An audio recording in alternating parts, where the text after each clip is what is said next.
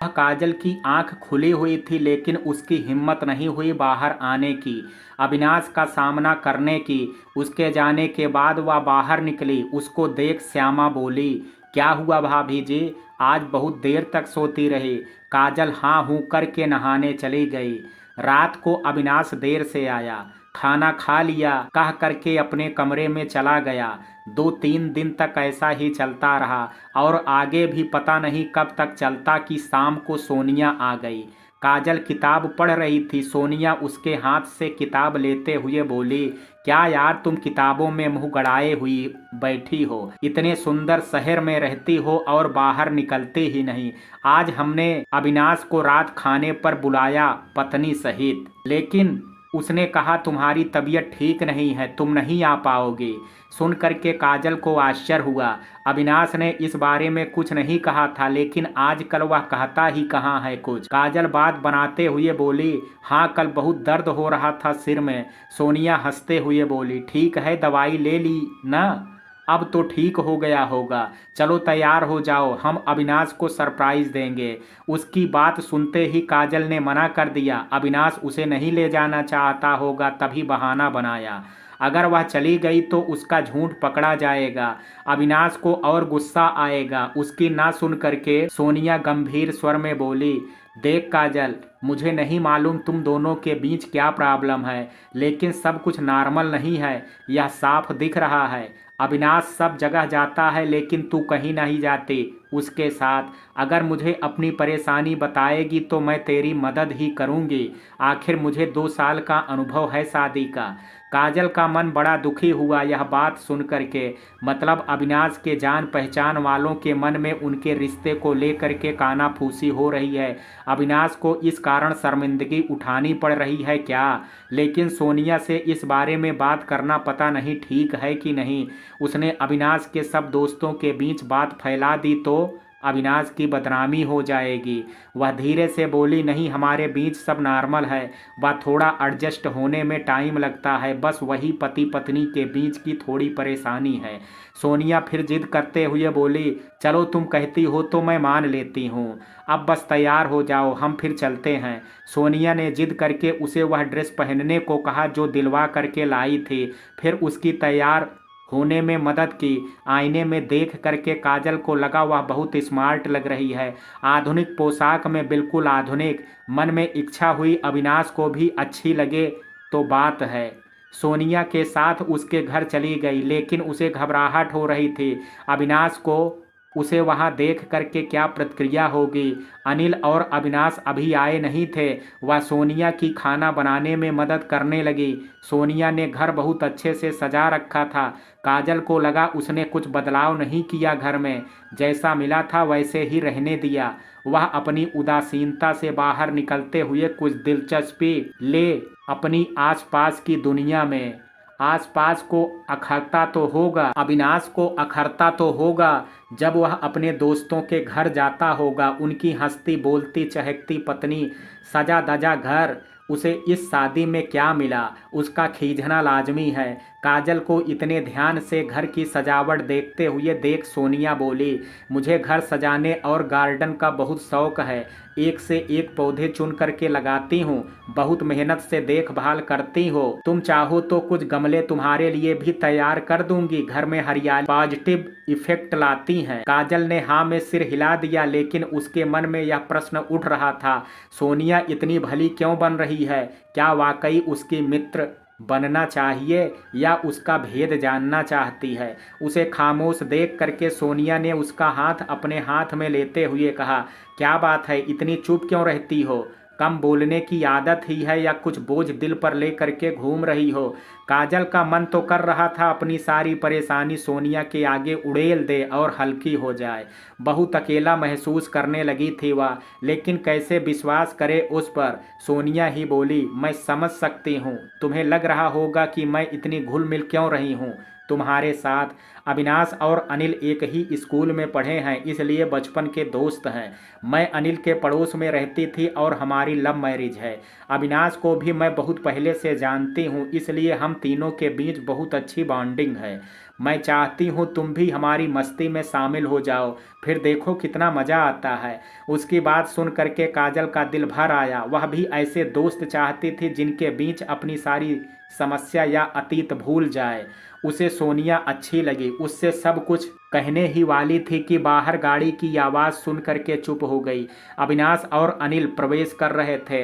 अनिल अंदर आते हुए बोला, देखो मैं इसे ऑफिस से ही पकड़ लाया, नहीं तो साला इधर उधर हो जाता। फिर काजल को देख करके ठिठक गया और बोला, काजल तुम यहाँ कैसे? क्या सरप्राइज दिया तुमने? आश्चर्य अविनाश की आंखों में भी था। वह बोला, तुम कैसे आई? सोनिया हंसते हुए बोली, मैं जबरदस्ती लाई हूँ। कितनी प्यारी लग रही है ना? अविनाश कुछ पल देखता रहा। काजल ही शर्मा करके अंदर चली गई सोनिया की चाय बनाने में मदद करने। अनिल बहुत मजाकिया था, इधर उधर के किस्से सुना करके सबको हंसाता रहा। हंसते बोलते कैसे समय बीत गया पता ही नहीं चला। जब चलने लगे तो सोनिया काजल को अंदर ले गई और एकांत में बोली, तुम बहुत प्यारी और भोली हो, अविनाश के लिए बिल्कुल सही हो। तुम दोनों के बीच जो भी गलतफहमी है, परेशानी है, उसे जल्दी सुलझा लो। इतना हल्का फुल्का माहौल था, अचानक सोनिया क्यों वहीं गंभीर मसला ले करके बैठ गई। काजल उसकी तरफ आश्चर्य से देख रही थी। सोनिया आगे बोलने लगी, अविनाश का बास किशोरी लाल अपनी पत्नी और बेटी मोनिका के साथ आनंद नगर आया हुआ है। कल पुलिस डिपार्टमेंट की तरफ से एक बड़ी पार्टी का आयोजन किया गया था। मोनिका पूरी पार्टी में अविनाश के पीछे लगी रही, उसको बिल्कुल अकेला नहीं छोड़ा उसने।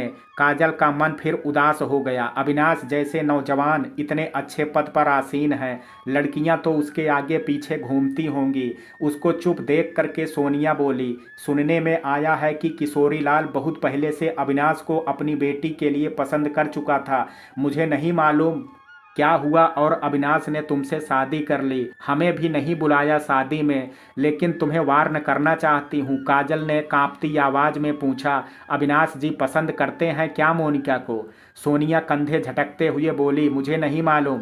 अविनाश अपने मन की बात किसी से नहीं करता है। हाँ, किशोरी लाल जिस तरह से अविनाश का फेवर करता था और अपनी लड़की उसके सामने करता रहता था, सबको उसकी मंशा समझ आती थी। मोनिका तुम्हारी जितनी सुंदर नहीं है, लेकिन बहुत स्मार्ट और चालाक है। आगे सोनिया ने बोलना मुनासिब नहीं समझा, उसे लगा इशारा ही काफ़ी था। काजल के मन में विचारों का ताना बाना बुनना शुरू हो गया। भले ही मोनिका का इरादा पहले अविनाश से शादी करने का था, लेकिन अब अविनाश शादीशुदा है तो मोनिका को इस तरह के विचार मन में नहीं लाने चाहिए। उसने और अविनाश ने सोनिया और अनिल से विदा ली। गाड़ी में बैठ काजल के दिमाग में अभी भी सोनिया की बात घूम रही थी। क्या पता मोनिका को शादीशुदा बंदे से प्रेम करने में कोई आपत्ति ना हो, उसके माता पिता को भी गलत नहीं लग रहा हो, और हो सकता है मोनिका को अविनाश से इतना प्रेम हो गया हो कि उसके शादीशुदा होने से कोई फर्क नहीं पड़ता हो। वह अपने मन को नहीं समझा सकती हो और बिना शादी के भी रिश्ता रखना चाहती हो, या कहीं ऐसा तो नहीं अविनाश के मन में उसके लिए भावनाएं हो और काजल के माता पिता की भावनात्मक जबरदस्ती का शिकार हो गया हो। अविनाश ने तब तो शादी कर ली हो और अब पछता रहा हो। कहीं अविनाश ने स्वयं मोनिका को बताया हो कि उसकी शादी किन हालातों में हुई और उसे इस रिश्ते में कोई सुख नहीं मिल रहा है, न शारीरिक, न भावनात्मक, न गृहस्थी का। ऐसे विचार आते ही वह पसीने से भीग गई। अविनाश उसे गौर से देख रहा था। उसे लगा अनिल के घर में तो वह बहुत हंस बोल रही थी, गाड़ी में बैठती ही इतनी खामोश हो गई, ना जाने किस चिंता में डूब गई है। उसके चेहरे पर पसीना देख उसने पूछा, गर्मी लग रही है क्या? एसी चलाऊं? वह एकदम चौंक करके बोली, हाँ चला दीजिए। अविनाश को समझ नहीं आया, उसके साथ जब होती है तो क्यों इतनी चुप रहती है, डरी सहमी सी रहती है। खामोश रहना उसका स्वभाव नहीं लगता। कहीं ऐसा तो नहीं जिससे इसकी शादी होने वाली थी, क्या नाम था चंपू का, उससे ही शादी करना चाहती हो और यह शादी केवल एक समझौता हो। माता पिता ने जबरदस्ती करवा दी हो, लेकिन अब क्या हो सकता है। मन की बात बताए तो आखिर क्या सोचती है। काजल का मन जितना सोनिया के घर जा कर के हल्का हुआ था, वहाँ से लौटते वक्त उतना ही भारी हो गया। उसे महसूस हुआ इस तरह से बिना कुछ करे खामोश पड़े रहने से कोई लाभ नहीं होने वाला। अपने मन को स्थिर करके आगे बढ़ना होगा, गृहस्थी पर ध्यान देना होगा, घर को व्यवस्थित करके थोड़ा सुंदर बनाने की कोशिश करनी होगी। वह स्वयं तो अविनाश पर भावनात्मक स्तर पर निर्भर करने लगी थी, लेकिन वह उस पर किसी भी तरह से निर्भर नहीं है। उससे बातचीत करनी चाहिए, उसकी पसंद नापसंद जानना चाहिए, उसके मन की बात समझनी पड़ेगी, तभी उसके दिल को पढ़ सकेगी। उसके साथ भावनात्मक रिश्ता जोड़ना आवश्यक है। और सब तो ठीक है, शारीरिक निकटता कैसे बनाए, उसे लगा कोशिश करनी पड़ेगी, नहीं तो अविनाश उससे बहुत दूर होता चला जाएगा। विचारों में इतनी डूबी हुई थी, उसे पता ही नहीं चला घर कब आ गया। घर के अंदर दाखिल होते हुए वह बहुत दुविधा में थी, करे तो क्या करे। एक बात तो निश्चित है, अब अविनाश अपनी तरफ से पहल कभी नहीं करेगा। उसने उसको धक्का दे करके उसके अहंकार को चोट पहुंचाई है, उसे ही कुछ करना पड़ेगा। अविनाश जब बाहर के दरवाजे बंद करके अंदर आया, काजल उसके कमरे के बाहर असमंजस की स्थिति में खड़ी थी। जब उसने अविनाश को अपनी तरफ प्रश्नात्मक नज़रों से देखते हुए देखा तो झेंप करके अपने कमरे की तरफ बढ़ गई। ऐसे ही हिम्मत हारती रही तो अविनाश के निकट कभी नहीं जा पाएगी। दिल में पक्का इरादा ले करके वह फिर मुड़ी। अविनाश अपने कमरे में जा चुका था, वह भी उसके कमरे में प्रवेश कर गई। अविनाश ने उसे देख आश्चर्य से पूछा, कुछ कहना चाहती हो क्या? काजल को लगा उसने एक शब्द भी बोला तो उसकी हिम्मत टूट जाएगी और वह दौड़ करके अपने कमरे में चली जाएगी। काजल सांस रोके अविनाश की तरफ बढ़ती रही और उसके निकट जा करके खड़ी हो गई। उसने हिम्मत करके अपनी आंखें उठा करके अविनाश की ओर देखा तो वह उलझन भरी निगाहों से उसे देख रहा था। इससे पहले कि वह पीछे हट जाता और काजल की हिम्मत जवाब दे जाती, उसने तुरंत अपने दोनों हाथों से अविनाश के चेहरे को पकड़ लिया और फिर धीरे धीरे अपना चेहरा उसके चेहरे के पास ले जाने लगी। वह आश्चर्य से उसकी तरफ देख रहा था। इससे पहले कि उसके चेहरे के भाव उपहास या गुस्से में तब्दील हो, काजल ने अपनी आंखें बंद कर ली। वह धीरे धीरे अपने ओंठ उसके ओंठों के तरफ बढ़ाने लगी। जैसे ही अविनाश की गर्म सांसें उसे अपने चेहरे पर महसूस हुई, उसके दिल की धड़कन तेज हो गई। घबराहट में उसने अपनी आंखें कस करके भींच ली। उसके ओंठ सूख रहे थे, देह तन करके काठ हो गई थी और वह मूर्ति की तरह स्थिर हो गई। उसे कान में अविनाश की फुसफुसाहट सुनाई दी, क्या हुआ काजल, रुक क्यों गई? आंखें खोलो, आगे बढ़ो, अनुभव करो। उसको सुनाई अवश्य दे रहा था अविनाश ने जो कहा, लेकिन इस बात को मानने में असमर्थ नहीं था उसका शरीर। वह आंखें कस करके बंद करके खड़ी रही। तभी उसे अविनाश की चारों उंगलियां अपने बालों में महसूस हुई। उनके हल्के से दबाव से जो स्पर्श अनुभूत हुई, उन चार बिंदु पर उसके सारे शरीर में उत्तेजना की लहर दौड़ गई। उसका यह डर बेबुनियाद निकला कि अविनाश के छूने से उसे वह हादसा, उन तीनों का स्पर्श याद आ जाएगा। उसे घबराहट हो रही थी उस नई संवेदना को लेकर के जिसकी जकड़ में उसका सारा शरीर गिरफ्त हो रहा था। उसको पहले कभी ऐसी अनुभूति नहीं हुई थी और उसके लिए यह अनुभव अनजाना और अपरिहार्य था। उसकी समझ नहीं आ रहा था अविनाश को यह सब करने की जरूरत क्यों महसूस हो रही थी। उनकी जिंदगी ऐसी भी सही कट सकती थी। वे दोनों एक दूसरे से अपने सुख दुख बांट सकते थे, साथ घूम फिर सकते थे, जिंदगी दो दोस्त की तरह आराम से काट सकते थे। उसने अपनी ओंठ और कस करके बंद कर लिए। उसके मुंह से निकलने वाली आह अविनाश को सुनाई ना दे। अविनाश के हल्के से उसके ओंठों को अपने दूसरे हाथ की उंगलियों से छुआ। उसकी अति संवेदनशील त्वचा कांप गई, उसका रोम रोम जागृत हो गया। उसने अविनाश के चेहरे पर से अपने दोनों हाथ हटा लिए। वह मुट्ठी भींच करके खड़ी हो गई। उसे डर लग रहा था वह कहीं गिर ना जाए। अविनाश को बहुत कोमल और धीमा स्वर सुनाई दिया, आंखें खोलो काजल और मेरी आंखों में देखो। काजल ने डरते डरते अपनी आंखें खोली हल्की सी, तो उसे हकीकत नजर आई। अविनाश की आंखों की गहराई, उसकी इतनी निकटता, उसके ओंठ अपने ओंठों पर, उसकी गंध उसे भान हुआ। वह एक ऐसी तीव्र वेग से बहती जा रही है जिसका उसे पहले कोई अनुभव नहीं था। उत्तेजना के साथ इतना डर गई, उसने फिर अपनी आंखें कस करके बंद कर ली और सुबकते हुए बोली, प्लीज़ मुझे जाने दो। उसे एकदम से अपने ओंठों और सिर पर से हल्के दबाव से मुक्ति मिल गई। उसे नहीं समझ आया उसने जो अभी महसूस किया उसे अच्छा लगा या नहीं, लेकिन उसने जब आंख खोली तो देखा अविनाश पीछे होते हुए लड़खड़ा करके पलंग पर बैठ गया। वह बहुत थका और बोझिल लग रहा था। काजल ने घबराते हुए कहा, अविनाश जी। अविनाश सख्त आवाज में बोला, कुछ मत बोलो काजल, बस यहाँ से चली जाओ। वह इतना डर गई बिना कुछ बोले अपने कमरे में भाग। कमरे में पहुँच करके भी काजल की सांसें थमने का नाम नहीं ले रही थी।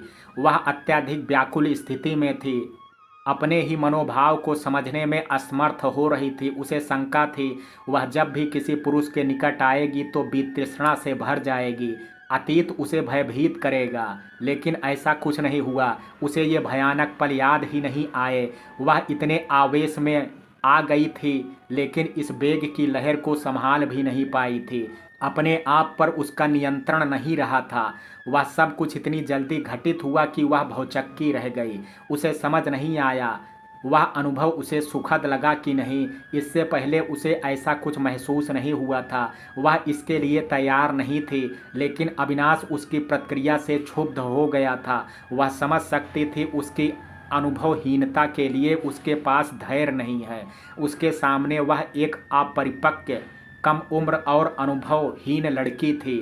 अविनाश को नौकरी करते हुए ही कई साल हो गए होंगे।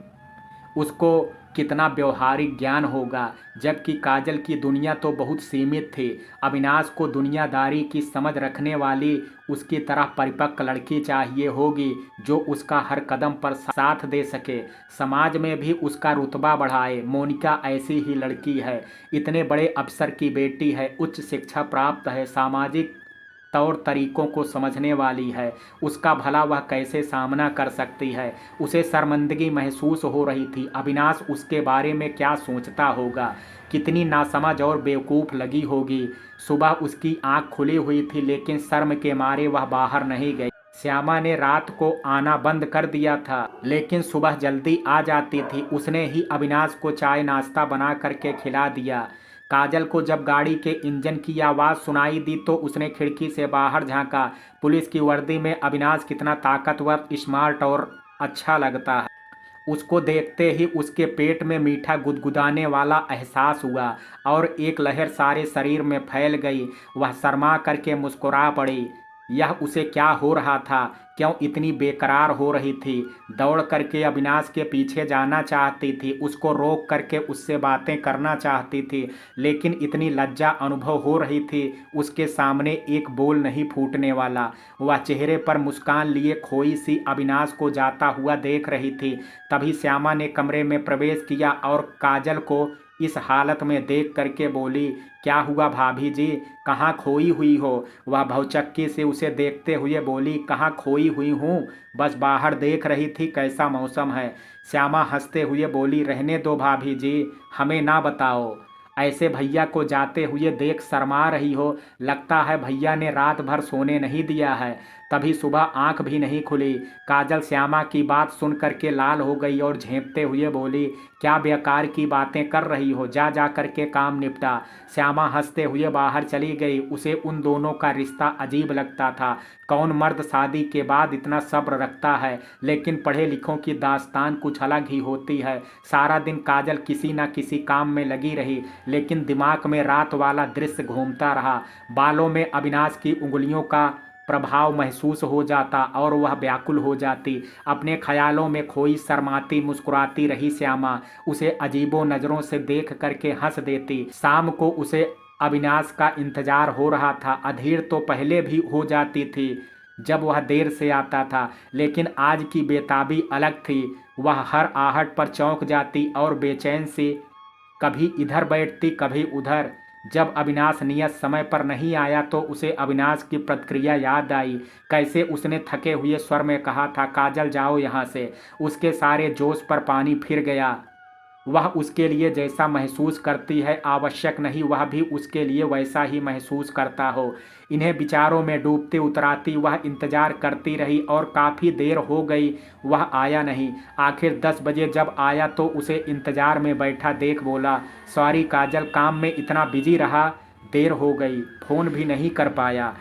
तुम मेरा इंतज़ार मत किया करो, खाना खा लिया करो। वह कहना चाहती थी मुझे इंतज़ार करना अच्छा लगता है। लेकिन बोली, कोई बात नहीं, अब गर्म करके खाना लगा दूं?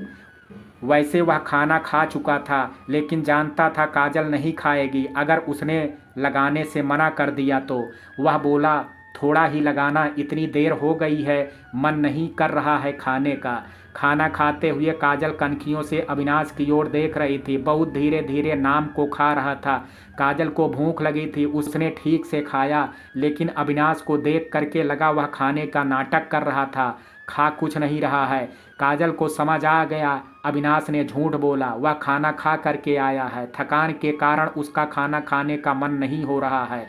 वह ऐसा बंदा नहीं है, यह वह जान चुकी थी। वह व्यवहारिक इंसान है और भावना में बह करके अपनी दिनचर्या को खराब नहीं करेगा। उसके लिए उसका काम और पुलिस की नौकरी जीवन में सबसे अहम है और वह बहुत अनुशासित है अपनी दिनचर्या में। वह आधी रोटी और जरा सी सब्जी खा करके उठ गया और सोने चला गया। टेबल साफ करते हुए काजल के मन में शंका उठी, पक्का अविनाश मोनिका के साथ था, किसी पार्टी में गया होगा, वहीं खाना खाया होगा। मोनिका उसके साथ हंस बोल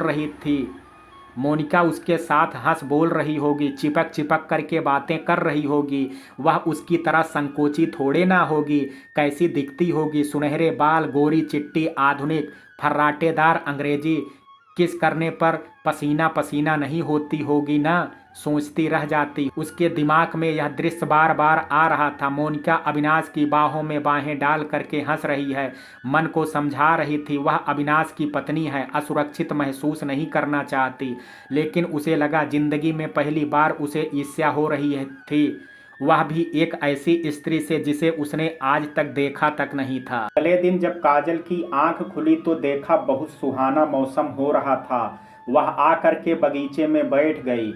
थोड़ी देर बाद अविनाश जॉगिंग करके आता दिखाई दिया। रात देर से आया था, टहलने नहीं जा पाया था, इसलिए सुबह दौड़ लगाने चला गया होगा। आकर के वह भी उसके पास वाली कुर्सी पर बैठ गया। पसीने से लथपथ हो रहा था। उसने टी शर्ट उतार दी और आंखें बंद करके कुर्सी पर पीछे टेक लगा करके बैठ गया। काजल ना चाहते हुए भी अपनी आंखों को अविनाश की देह पर से हटा नहीं पा रही थी।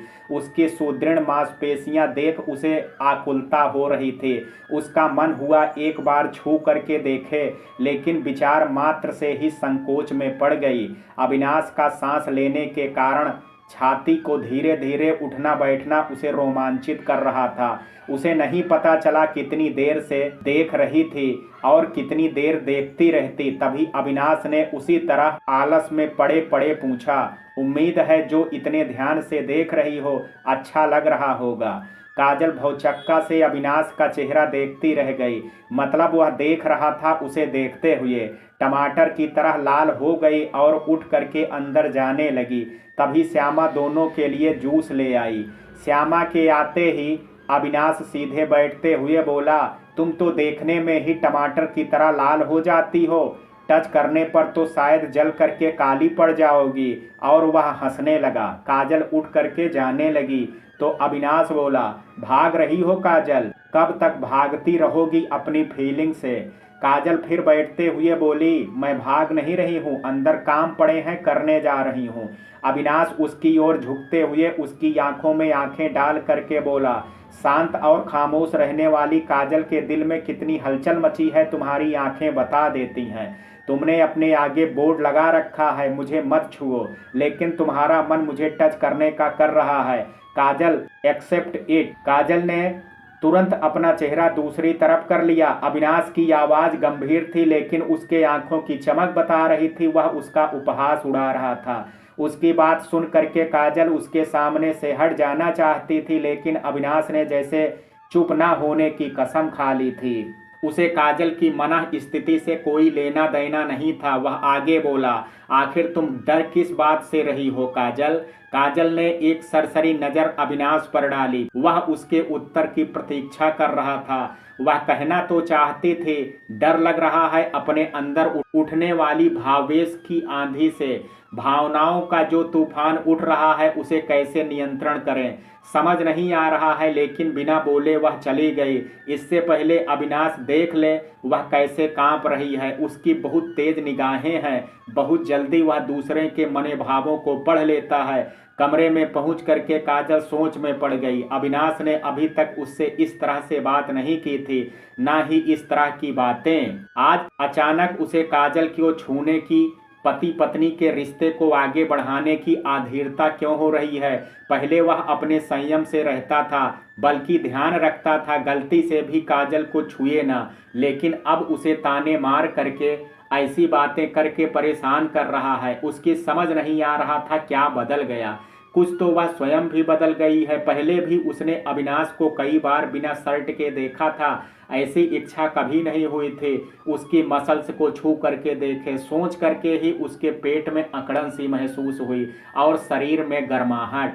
लेकिन इसका दोष भी अविनाश पर ही था। उसने यह सब शुरू किया। आखिर उसे शारीरिक निकटता बढ़ाने की ऐसी क्या बेचैनी होने लगी अचानक। शायद मोनिका उसकी जिंदगी में दोबारा आ गई है और उसे महसूस होने लगा होगा उसने क्या खोया है। काजल इन विचारों में इतनी घबरा गई। फिर मन को समझाते हुए वह अपने आप से बोली, उसे मोनिका के बारे में नहीं सोचना चाहिए। मोनिका अविनाश की कुछ नहीं लगती। वह स्वयं तो पत्नी है, लेकिन फिर महसूस हुआ कैसी पत्नी, जबरदस्ती की थोपी हुई पत्नी। इन विचारों से इतनी क्षुब्ध हो गई उसे पता ही नहीं चला अविनाश कब ऑफिस चला गया। काजल के विचारों की श्रृंखला तब भंग हुई जब श्यामा उसके लिए चाय नाश्ता कमरे में ले करके आई। श्यामा बिना बोले ही चली गई। उसे बहुत जल्दी थी, उसके बेटे की तबीयत खराब थी और काम निपटा करके उसे डॉक्टर के पास जाना था। अकेले और खाली बैठी काजल का दिमाग ठहर नहीं रहा था। बार बार मोनिका का विचार मन में आ जाता। किताब पढ़ने की कोशिश की, लेकिन कोई फायदा नहीं हुआ। फिर सोचा मनोरमा के यहाँ चली जाए, हमेशा वह आती है, बातों से उसका ध्यान मोनिका पर नहीं जाएगा। लेकिन तभी घंटी की आवाज़ सुनाई दी। कौन होगा सोचते हुए उसने दरवाज़ा खोला तो सामने एक स्कर्ट और टॉप में नवयुवती खड़ी थी। काजल ने जिज्ञासा से उसकी तरफ देखा तो वह बोली, मैं मोनिका हूँ, अंदर नहीं आने दोगी क्या।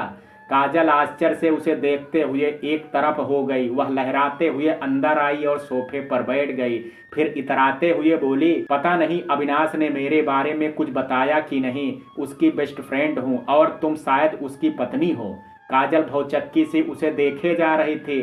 तो कई दिन से जिस बला ने दिमाग खराब करके रखा था वह यह है। देखने में ठीक ठाक थी, इतना मेकअप करके तो कोई भी अच्छा लग सकता है। फिगर जरूर नपी तुली थी, तभी छोटी सी स्कर्ट और टॉप में सही लग रही थी। निसंदेह पुरुषों की निगाह जब पड़ती होगी उस पर तो टिक ही जाती होगी। मोनिका को जब काजल से कोई जवाब नहीं मिला तो बोली, लगता है मुझे तुम देख करके शॉक्ड हो गई हो। मेरे बारे में शायद तुमने सुना ही नहीं है।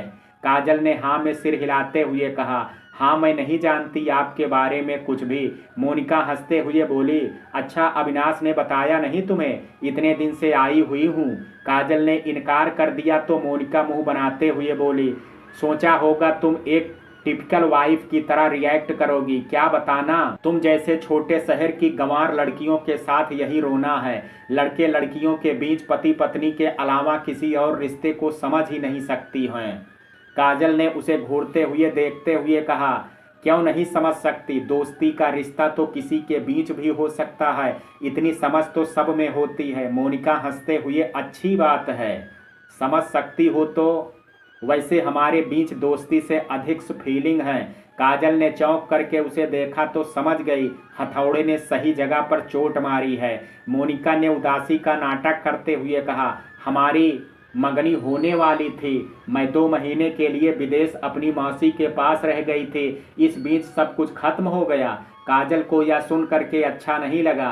कहीं अविनाश और मोनिका के प्रेम में बाधा बन करके तो नहीं आ गई वह। अनजाने में ही सही उसको खामोश देख करके मोनिका आगे बोली, कितना अच्छा चल रहा था सब कुछ, हम दोनों कितना खुश थे, पता नहीं कहाँ से तुम बीच में आ गई। मुझे मालूम है तुम्हारे साथ जो हुआ वह गलत है, लेकिन मेरी और अविनाश की क्या गलती थी? हम दोनों क्यों सफ़र करें? काजल मोनिका को आंखें फाड़े देख रही थी। वह अभी तक खड़ी थी। उसे लगा उसके पैर उसको बोझ और नहीं सह पाएंगे। वह बैठ गई। मोनिका रूंधे गले से बोली, देखो मुझे गलत मत समझना, लेकिन तुमने और तुम्हारे परिवार वालों ने अविनाश के आदर्शवादी और सीधेपन का फायदा उठाया है, उसे फंसाया है। काजल ने धीरे से इस झूठे इल्जाम का विरोध करते हुए कहा, नहीं ऐसी बात नहीं थी। मोनिका रोते हुए बोली, फिर कैसी बात थी? तुमने अपने आंसुओं से उसे अपने से शादी करने पर मजबूर कर दिया, वरना वह तुमसे शादी क्यों करता जब वह मुझे चाहता था? काजल को लगा मोनिका की इस बात में दम था। उसके और अविनाश के बीच कोई समानता नहीं थी। सामान्य परिस्थिति में वह विवाह कभी संभव नहीं होता। कहीं सचमुच अविनाश ने अपनी अच्छाई की भारी कीमत तो नहीं चुकाई? चाहता मोनिका को था और उसको सहारा देने के लिए अपने जज्बातों पर पत्थर रख करके शादी कर ली। काजल को सोच विचार में देख करके मोनिका समझ गई वह सही दिशा में जा रही थी। वह दुखी स्वर में बोली, तुमने विक्टिम कार्ड प्ले करके उसकी सहानुभूति को भड़का दिया, लेकिन एक बात समझ लो, इतनी लंबी जिंदगी और पति पत्नी का रिश्ता सहानुभूति पर नहीं चलता। इसके लिए आकर्षण और प्रेम आवश्यक है, जो तुम दोनों के रिश्तों में कभी नहीं आ सकता। काजल के पास मोनिका की बातों का कोई जवाब नहीं था। इतने महीनों के साथ के बाद भी वह अविनाश के दिल में कोई जगह नहीं बना पाई थी, बल्कि उसके झुंझलाहट का कारण ही बनी हुई थी। उसने एक बार फिर मोनिका की तरफ ध्यान से देखा। अविनाश के दिल में मोनिका पहले से ही है, तो वह काजल जैसी साधारण लड़की को उसके स्थान पर कैसे बिठा सकता है? कितना मानसिक द्वंद्व से गुजर रहा होगा वह। एक तरफ उसके आदर्श और एक तरफ उसका प्रेम। काजल का दिल भारी हो रहा था। अविनाश के दुख का कारण बन रही थी वह। मोनिका को अब तक काजल की खामोशी पर गुस्सा आ जाता, लेकिन काजल के चेहरे के मनोभावों से समझ रही थी काजल पर उसकी बातों का प्रभाव मनवांछित पड़ रहा है। उसने अपनी आवाज में और अधिक दर्द घोलते हुए कहा, अविनाश बहुत हार्ड वर्किंग है, रात दिन गुंडे मवालियों से घिरा रहता है। घर आकर के उसे खुशी और शांति मिलनी चाहिए। He deserve to be happy. उसको लव और सेक्स मिलना चाहिए। काजल ने चौंक करके मोनिका की तरफ देखा। क्या कहना चाह रही हैं? मोनिका उसको पैनी निगाहों से देखते हुए बोली, अविनाश को शादी से क्या मिला? कुछ नहीं, लेकिन वह इतना अच्छा इंसान है, कभी शिकायत नहीं करेगा। काजल के दिमाग में विचार आया, अगर अविनाश ने शिकायत नहीं की तो मोनिका यह सब बातें इतने आत्मविश्वास से कैसे कह सकती है? कहीं अविनाश भी ऐसा ही तो महसूस नहीं करता? अपने मन की बात मोनिका से करता हो? मोनिका के आनंद नगर आने से वह विचलित हुआ है, तभी उसके निकट आने की कोशिश कर रहा है। उसने दुखी मन से सोचा। उसके मन में यह आशा जागती कि अविनाश उसके प्रति प्रेम महसूस कर रहा है। मोनिका ने खत्म कर दी। काजल मोनिका की बातें झुठलाते हुए बोली, तुम जैसा सोच रही हो वैसा नहीं है। हम दोनों के बीच अच्छा सामंजस्य है। अविनाश मेरी बहुत केयर करते हैं। मोनिका झल्ला करके बोली, अविनाश सबकी केयर करता है क्योंकि वह बहुत केयरिंग है, लेकिन इसका मतलब यह नहीं है कि आसपास वाले उस बेचारे का फायदा उठाएं। काजल ने उत्सुकता से मोनिका को देखते हुए पूछा, तो आसपास वालों का क्या करना चाहिए? मोनिका ने अपनी गर्दन को तानते हुए कहा, उसकी ज़रूरतों को समझना चाहिए। तुम अगर उसका एहसान मानती हो तो उसे छोड़ दो। वैसे भी इतना समय बीत गया है, गुंडे मारे जा चुके हैं, तुम अब बिल्कुल ठीक हो। काजल उसे असमंजस से देखते हुए बोली, पति पत्नी का रिश्ता तो जन्मों का होता है, ऐसे कैसे छोड़ दूं? मोनिका मुंह बनाते हुए बोली, तुम पता नहीं किस जमाने की बात लेकर के बैठी हो। जिस रिश्ते का कोई भविष्य नहीं है उसे आज के समय में खत्म कर देना ही अक्लमंदी है। मोनिका को लगा काजल को यह बात आसानी से समझ नहीं आने वाली है। उसके लिए शादी मरते दम तक गले से लटकाए रखने वाला ढोल है। उसने अपनी मंशा इस तरह से जाहिर की, खैर मैं तो एक बात जानती हूँ, अपने फ्रेंड को मैं परेशान नहीं देख सकती हूँ। मैं उसकी हर ज़रूरत चाहे फिजिकल हो या इमोशनल पूरी करूँगी। शादी के बिना भी मैं उसे हर तरह से सपोर्ट करूँगी। काजल ने उत्सुकता से कहा, और समाज क्या कहेगा? आपके माता पिता इसकी इजाज़त दे देंगे? मोनिका ने लापरवाही से कंधे उचकाते हुए कहा। मैं अविनाश से इतना प्रेम करती हूँ कि उसकी खुशी के लिए किसी भी हद तक जा सकती हूँ। समाज की परवाह नहीं करती। वैसे भी अविनाश बहुत दिनों तक तुम्हें बर्दाश्त नहीं कर पाएगा। बोर हो करके एक ना एक दिन तुम्हें छोड़ देगा। सैंडल के ठक ठक की आवाज के साथ वह चली गई। मोनिका को देख करके और उसकी बातें सुन करके काजल की आतुरता और अधिक बढ़ गई। उसे लगने लगा कि अविनाश की जिंदगी को बर्बाद करने का दोष उस पर है। उसके कारण दो प्रेम करने वाले जुदा हुए। वह अपने आप को इन दोनों का कसूरवार मान रही थी और जब अविनाश का संयम जवाब दे जाएगा तब वह उसे छोड़ देगा। इस स्थिति में वह कहाँ जाएगी? जब अविनाश उसे जाने के लिए कहेगा कितना अपमानजनक होगा। उसको अपने आप पर ही गुस्सा आ रहा था। क्यों अविनाश पर निर्भर होती जा रही है? आगे पढ़ लिख करके अपने पैरों पर खड़ा होना चाहिए। सारा दिन अपना दुखड़ा सीने से लगाए बैठी रहती है। कब तक और वह लोगों की सहानुभूति का फायदा उठाएगी और कब तक लोग उसे सहानुभूति देंगे? शाम को अविनाश ने खाना खाते हुए पूछा, एनी प्रॉब्लम? बिना अविनाश की तरफ देखे आवाज को सामान्य रखने की पूरी चेष्टा के साथ काजल ने कहा, नहीं कोई प्रॉब्लम नहीं है। अविनाश बोला, रहने दो, तुम्हारे दिमाग में महासंग्राम चल रहा है। तुम बिना सब्जी के रोटी खा रही हो। अविनाश की आवाज से वह समझ गई वह उसका उपहास कर रहा है। काजल सब्जी डालते हुए बोली, मुझे यह सब्जी ज़्यादा पसंद नहीं है इसलिए खाने का मन नहीं कर रहा था। अच्छा, पिछली बार तो कटोरा भर करके खाई थी यह सब्जी, अविनाश खाते हुए बोला। काजल गुस्से से उसकी तरफ देखते हुए बोली, मेरी प्लेट में झांकने के अलावा और कोई काम नहीं है क्या? वह हंसते हुए बोला, पुलिस वाला हूँ, हर तरफ निगाह रहती है। मैंने जो सुबह कहा था उसकी वजह से दिमाग में उथल पुथल होगी। काजल ने चौंकते हुए कहा, क्या कहा था? अविनाश लापरवाही से बोला, यही कि तुम्हारा मन मुझे छूने को करता है लेकिन तुम डरती हो।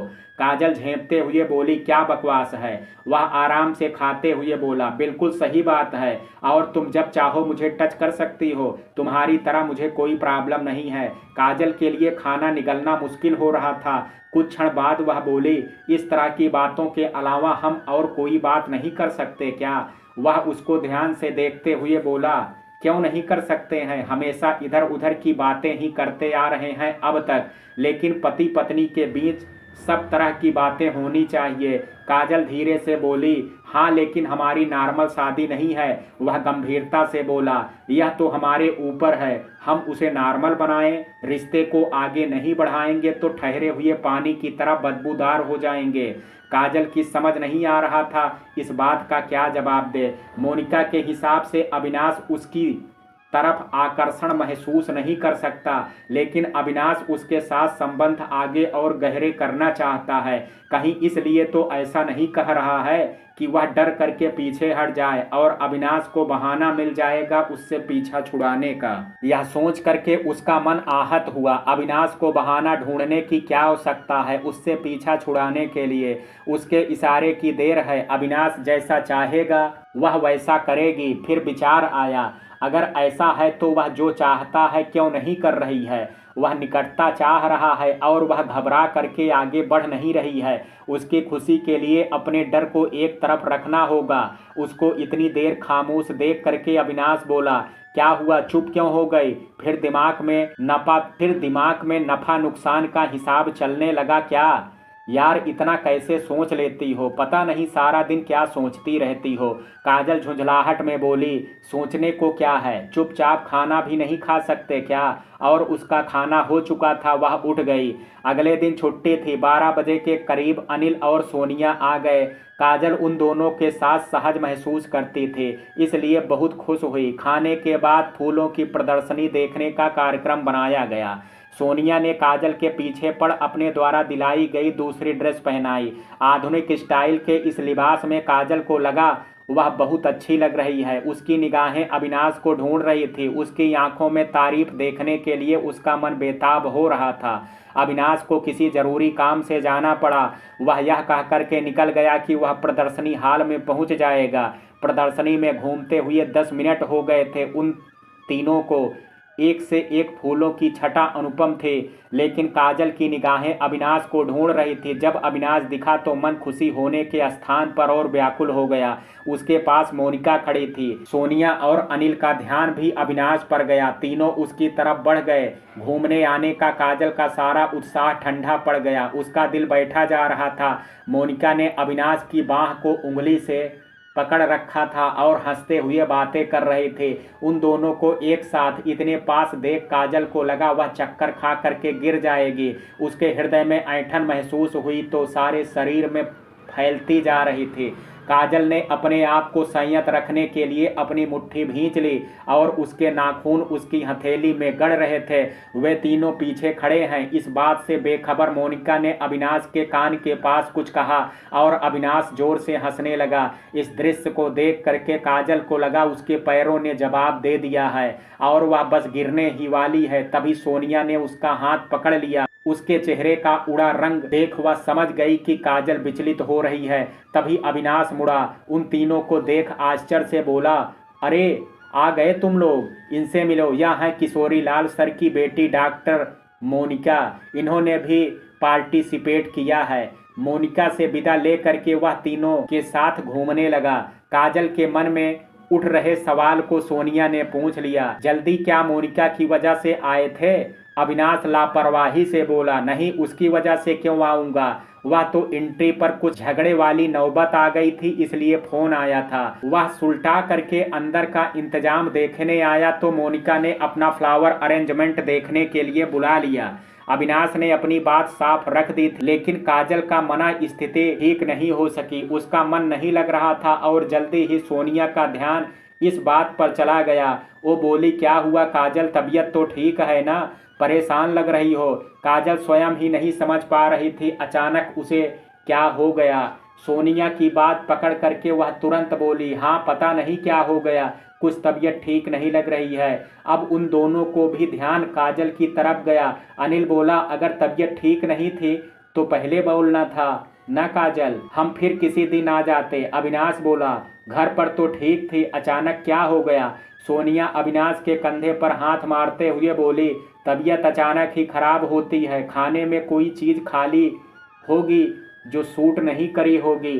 अविनाश बोला, चलो फिर घर चलते हैं, काजल को आराम की ज़रूरत है, इसका चेहरा पीला पड़ गया है।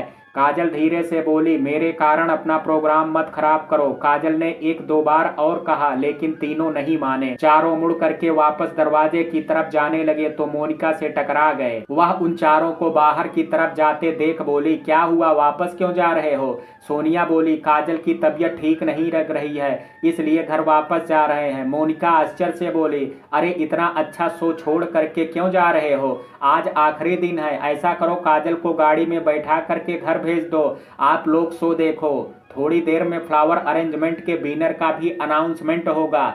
वह उछलते हुए बोली, पक्का मैं जीतूंगी। काजल ने टेढ़ी नजरों से मोनिका को देखते हुए सोचा, पुरस्कार देने वाले अंधे हुए तो इस सड़े से अरेंजमेंट को पुरस्कार जरूर मिलेगा। सोनिया मोनिका से बोली, नहीं, काजल को अकेले नहीं जाने दे सकते, उसको दवाई भी देनी पड़ेगी। अविनाश तुरंत बोला, अनिल और सोनिया तुम प्रदर्शनी का मजा लो, मैं काजल के साथ घर चला जाता हूँ। मोनिका को यह प्रस्ताव बिल्कुल पसंद नहीं आया। उसने विरोध करते हुए कहा, काजल छोटी बच्ची है जो उसकी देखभाल के लिए कोई बंदी चाहिए। घर जाकर के पेन किलर लेकर के लेट जाएगी तो ठीक हो जाएगी। काजल को अजीब लग रहा था। सब उसके बारे में ऐसी बातें कर रहे थे जैसे वह वहाँ थी ही नहीं। वह झल्ला करके बोली, मेरी वजह से किसी को परेशान होने की ज़रूरत नहीं है, मैं अकेले घर जा सकती हूँ, थोड़ा आराम करूँगी, ठीक हो जाऊँगी। आप तीनों यहाँ मोनिका को चीयर करने के लिए रुक जाइए। अविनाश ने अपना अंतिम निर्णय सुनाते हुए तेज जवाब में कहा, नहीं, जब तबीयत ठीक नहीं है तो मैं अकेले नहीं छोड़ सकता। मैं काजल के साथ घर जा रहा हूँ। और उसके पहले कोई कुछ कहता उसने काजल का हाथ पकड़ा और बाहर निकलने वाला दरवाजे की तरफ चल दिया। जाते जाते काजल ने मोनिका की तरफ देखा तो वह गुस्से से दोनों को जाते हुए देख रही थी। घर पहुंच करके काजल सीधे अपने कमरे में जा करके पलंग पर बैठ गई। उसको बुरा लग रहा था उसके कारण अविनाश को इतनी जल्दी घर आना पड़ा। वह मुंह लटकाए बैठी थी कि अविनाश भी उसके कमरे में आ करके उसके सामने हाथ बांध करके खड़ा हो गया। वह बोला, कहाँ दर्द हो रहा है, सिर में या पेट में? उस हिसाब से दवाई दे देता हूँ। काजल अचकचा करके बोली, अभी थोड़ा ठीक लग रहा है, लेट जाती हूँ, ठीक हो जाएगा। वह वैसे ही तना खड़ा रहा और बोला, अचानक ऐसे कैसे तबीयत खराब हो गई?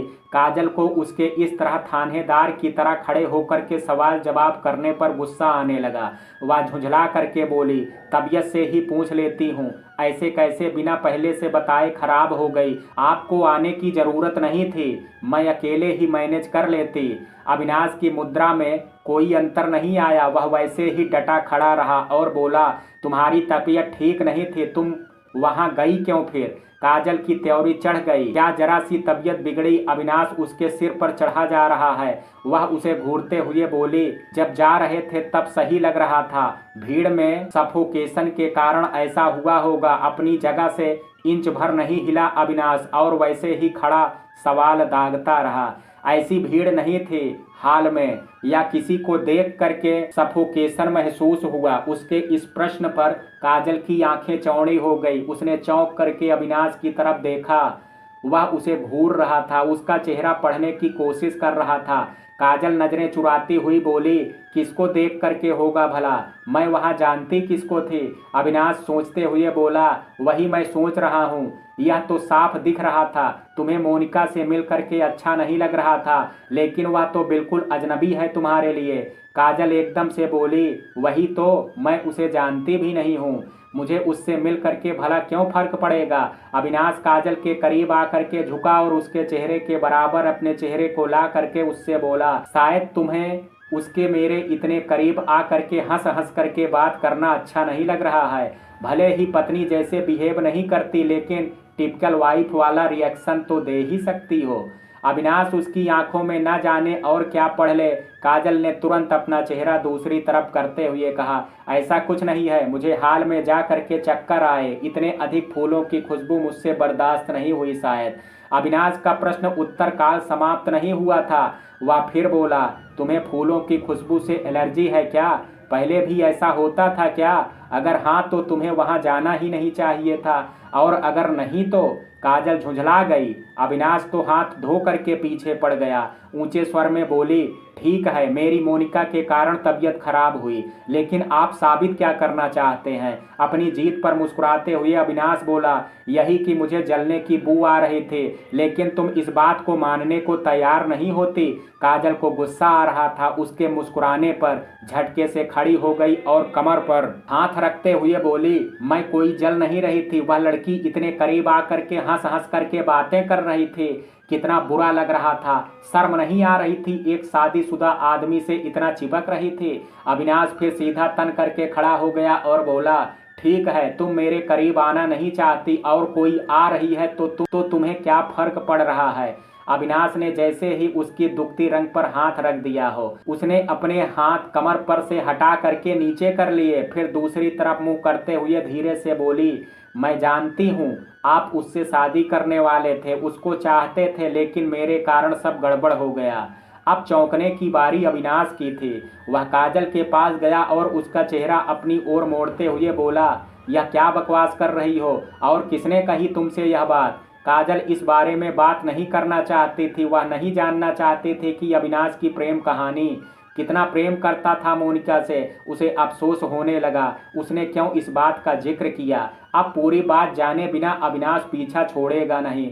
वह धीरे से बोली, मोनिका ने ही बताया था, कह रही थी आपकी उससे शादी होने वाली थी, मेरे पेरेंट्स ने आपको मेरे लिए फंसा लिया। अविनाश फीकी हंसी हंसते हुए बोला, मैं कोई मछली हूँ जो उन लोगों ने मुझे फंसाया है? तुम मोनिका से कहाँ मिले? अविनाश के चेहरे पर टिकी थी काजल की नजरें, उसके हाव भाव से समझने की कोशिश कर रही थी सच्चाई क्या है। उसने उत्तर में कहा, वह कल यहाँ आई थी। अविनाश ने झुंझलाहट में अपना एक हाथ बालों में फेरते हुए कहा, मोनिका कल तुमसे पता नहीं क्या क्या कह करके गई है। कल से तुम परेशान घूम रही हो, लेकिन तुम्हारे दिमाग में एक बार भी यह बात नहीं आई कि मुझसे सब बातें क्लियर कर लेती। काजल क्या बोलती, बस बोल करके रह गई, क्या पूछती? सही तो कह रही थी, आप दोनों के बीच में मैं आ गई। अविनाश आवेश में बोला, मोनिका से पहली बार मिली और उसकी बातें तुम्हें सच लगी। काजल, पता सबसे बड़ी कमी क्या है हमारे रिश्ते में? तुम मुझ पर विश्वास ही नहीं करती। काजल को इसमें अपनी कोई गलती नजर नहीं आ रही थी। अगर वह अविनाश के पास मोनिका की बात की पुष्टि के लिए जाती और वह स्वीकार कर लेता कि यह सच है, उसके पास विकल्प क्या रह जाता? हकीकत तो यह थी कि यह सच्चाई जानना ही नहीं चाहती थी। काजल को चुप देख करके अविनाश बोला, तुम अपने मुंह से तो सच्चाई पूछोगी नहीं, क्योंकि तुम मोनिका की बात को सच मान करके बैठ गई हो। मोनिका के फादर के मन में इच्छा थी अपनी बेटी की शादी मुझसे करने की, लेकिन उन्होंने साफ बात कभी नहीं की। मुझे मोनिका में कोई इंटरेस्ट नहीं था। काजल को सुन करके अच्छा लगा। वह बोली, मोनिका शायद इंटरेस्टेड रही हो। अविनाश कंधे झटकते हुए बोला, उसकी फीलिंग्स के बारे में मैं कुछ भी नहीं जानता। 3-4 बार ही मिला हूँ उससे, ऐसी बात कभी नहीं हुई। अगर मेरी उससे सगाई हो गई होती तो मैंने उसको कोई प्रॉमिस किया होता तो किसी की हिम्मत नहीं थी मुझे उस शादी को करने से रोक लेता। अविनाश की आंखों की दृढ़ता और साफ आवाज में काजल समझ गई, अविनाश सच बोल रहा है। वैसे भी काजल इतने दिनों से यह तो समझ ही गई थी कि अविनाश झूठ नहीं बोलता है, तो इसका मतलब मोनिका झूठ बोल रही थी, अविनाश को पाना चाहती थी। अविनाश आगे बोला, काजल, तुम मोनिका के सामने इतना असुरक्षित क्यों महसूस कर रही थी? कहीं तुम्हें डर तो नहीं लगा कि मैं तुम्हें छोड़ दूंगा? काजल ने धीरे से हाँ में सिर हिला दिया। वह थकी सी आवाज में बोला, तुम्हें डरने की कोई जरूरत नहीं है काजल। मैंने तुम्हारे साथ 7 फेरे लिए हैं, तुम्हें वचन दिया है जिंदगी भर तुम्हारे साथ रहूंगा। कह करके अविनाश अपने कमरे में चला गया। उसकी बात सुन करके काजल का मन खुश होना चाहता था, लेकिन और खराब हो गया। काजल को लगा अविनाश अपने वचन का पक्का है, वह उसे इस जन्म में नहीं छोड़ेगा। ठीक है, वह मोनिका को नहीं चाहता, लेकिन किसी और को चाहने की अपने आप को इजाजत भी नहीं देगा। काजल की भलाई और समाज के प्रति उसकी जिम्मेदारी उसकी खुशी में बाधा बन रही है। काजल को लगा वह जोंक की तरह उसकी प्रसन्नता को चूस रही है। वह बिना बत्ती जलाए चुपचाप पलंग पर लेटी सुबकने लगी। अब तो एक ही रास्ता था, वह अविनाश की जिंदगी से चली जाए। उसकी आंख लग गई। श्यामा उसे खाने के लिए जगाने आई। उसने खाना अकेले खाया। श्यामा ने बताया कि अविनाश को जरूरी काम से कहीं जाना पड़ा। आने वाले दिनों में दोनों के बीच एक बोझिल खामोशी पसरी रही। दोनों एक दूसरे को नज़रअंदाज करते रहे। खाने के समय साथ बैठते लेकिन नजरें नहीं मिलाते। अविनाश ने उस दिन का जिक्र फिर कभी नहीं किया, लेकिन काजल के दिमाग से बातें नहीं जा रही थी। क्या सचमुच उसे मोनिका से ईर्ष्या हो रही थी? नहीं, अविनाश के दिमाग का फितूर था। उसे गुस्सा तो इस बात पर बहुत आ रहा था, लगा अविनाश को छोड़ करके चले जाना चाहिए, लेकिन अविनाश को छोड़ करके कैसे जाए? अविनाश उसे उकसाता है, गुस्सा दिलाता है, लेकिन छोड़ करके कैसे जाएगी? सुबह शाम दिखता है तो उसे अच्छा लगता है। उसे स्वयं अपनी भावनाएं समझ नहीं आ रही थी। उसे छोड़ना भी चाह रही थी, लेकिन छोड़ नहीं पा रही थी। दिमाग में खलबली मची हुई थी। आखिर उसे समझ आने लगा, वह अविनाश को छोड़ना चाहती थी उसकी खुशी के लिए, जिससे वह अपनी पसंद की लड़की से शादी कर खुशहाल जीवन व्यतीत कर सके, लेकिन छोड़ नहीं पा रही थी, क्योंकि अविनाश को देखे बिना वह अब नहीं जी सकती थी। उसका साथ पति पत्नी नहीं, एक दोस्त के रूप में चाहती थी। उसको अविनाश का साथ अच्छा लगता है, उसके साथ रहना चाहती थी, लेकिन अपनी शर्तों पर। इस रास्तों को आगे बढ़ाना मुश्किल है, कोई उसे निर्णय नहीं लेना पड़ेगा। 4-5 दिन बीत गए, दोनों के बीच कोई बात नहीं हुई। काजल का मन बेचैन हो रहा था, लेकिन क्या बोल करके बात शुरू करे। उसने छोटे छोटे वाक्य जैसे आज मौसम अच्छा है, खाने में क्या बनाऊं से शुरुआत की। अविनाश ने भी जवाब दिए। फिर अचानक बोला, मोनिका चली गई है। काजल चौंक के बोली, तो मैं क्या करूं? मुझे क्या फर्क पड़ता है उसके जाने से? अविनाश ने घूरते हुए देखा और कहा, जो मैंने कहा था उस दिन, उस बारे में सोचा तुमने? काजल ने कंधे झटकते हुए कहा, उस बारे में सोचने जैसा क्या था? आपको गलतफहमी हुई थी, मैं उससे जल रही थी। मेरे साथ जो हुआ उसके बाद मैं किसी के साथ शारीरिक निकटता बर्दाश्त नहीं कर पाऊंगी, इसलिए वह आपके साथ जो संबंध चाह रहे थे उसमें भला मुझे क्या जलन होगी? अविनाश उसे ध्यान से देख रहा था। काजल आगे बोली, मैं आपकी बहुत शुक्रगुजार हूँ। आपने मेरा हाथ उस समय थामा जब समाज मेरा तिरस्कार कर रहा था। इस कारण मेरे मन में आपके लिए बहुत सम्मान है और आप जैसा दोस्त मुझे जिंदगी भर नहीं मिल सकता। लेकिन अविनाश सुखी हंसी हंसते हुए बोला, लेकिन तुम मुझ पर विश्वास कर इस रिश्ते को आगे ले जाना नहीं चाहते। कोई बात नहीं काजल, मैं डिस्परेट नहीं हूँ जो तुम्हारी मर्जी के बिना कुछ करूँगा। खैर कल मुझे किसी केस की तहकीकात करनी, थोड़ी दूर पर एक गांव है, वहां जाना है। रात को देर हो सकती है और ज्यादा देर हो गई तो रात को वहीं रुक भी सकता हूँ। अविनाश के जाने के बाद काजल ने राहत की सांस ली। वह स्वयं अपने आप को अविनाश की अपराधी मानने लगे थे। अविनाश की नज़रों में वह दोषी थी। मोनिका से ईर्ष्या करने के लिए, अविनाश पर विश्वास न करने के लिए, संबंधों को आगे न बढ़ाने के लिए। यह रिश्ते बहुत लंबे थे। अब एक बात काजल को अच्छी तरह समझ आ गई थी, जिस दोस्ती की नींव पर अविनाश से रिश्ता निभाना चाहती है वह मुमकिन नहीं है। अविनाश को खुश रहने का अधिकार है जो वह नहीं छीन सकते। उसे एक सामान्य लड़की के साथ जीवन व्यतीत करने का अवसर मिलना चाहिए, उस जैसी लड़की के साथ नहीं जो कंधे पर अतीत का भूत लेकर के घूम रही है। वैसे अब वह कुछ हद तक बेहतर महसूस करने लगी थी। रात को चौंक करके नहीं उठते थे। श्यामा उसके पास रात को नहीं सोते थे। उसे बेचैनी महसूस नहीं होती थी, लेकिन उसे आगे के लिए कोई ठोस निर्णय लेना पड़ेगा।